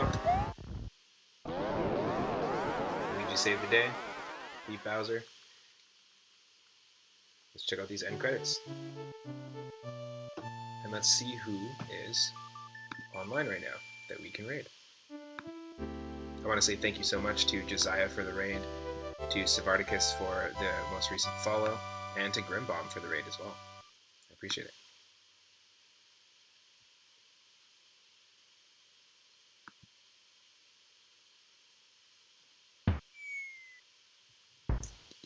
I'll be back later this evening, and we'll probably play just a casual stream. Not sure what game we'll play yet, but I'll update it on my schedule.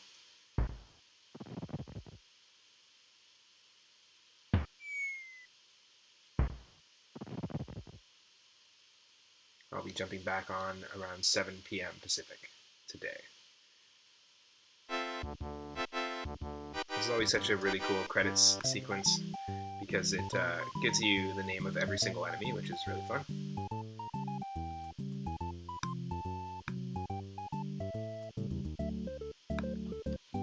Really cool way to expand upon the credit sequence from Super Mario Bros. 3, where they showcase some enemies and they have a portrait, very much like in Mario 64. In basically every world has an associated portrait. You don't jump into it like in 64, but it's kind of that precursor. And here you see the backgrounds change as Luigi and Yoshi bring the newly rescued Yoshi friends back to Yoshi's Island, and also bring Princess Peach back. This is a cool way to expand on the same concept. And because he was in the chat earlier, we're just gonna raid Parahack64. He's currently working on creating his second Super Mario World ROM hack, and working on, I think, World 2. He's developing some levels. It's sort of a Kaizo light hack, so it is a technical hack. We're playing the very first one on stream as well, currently. And so if you're interested at all in Super Mario World ROM hacking, stick around, earn those moonstones, give Parahacks a follow. And yeah, check out how Lunar Magic works.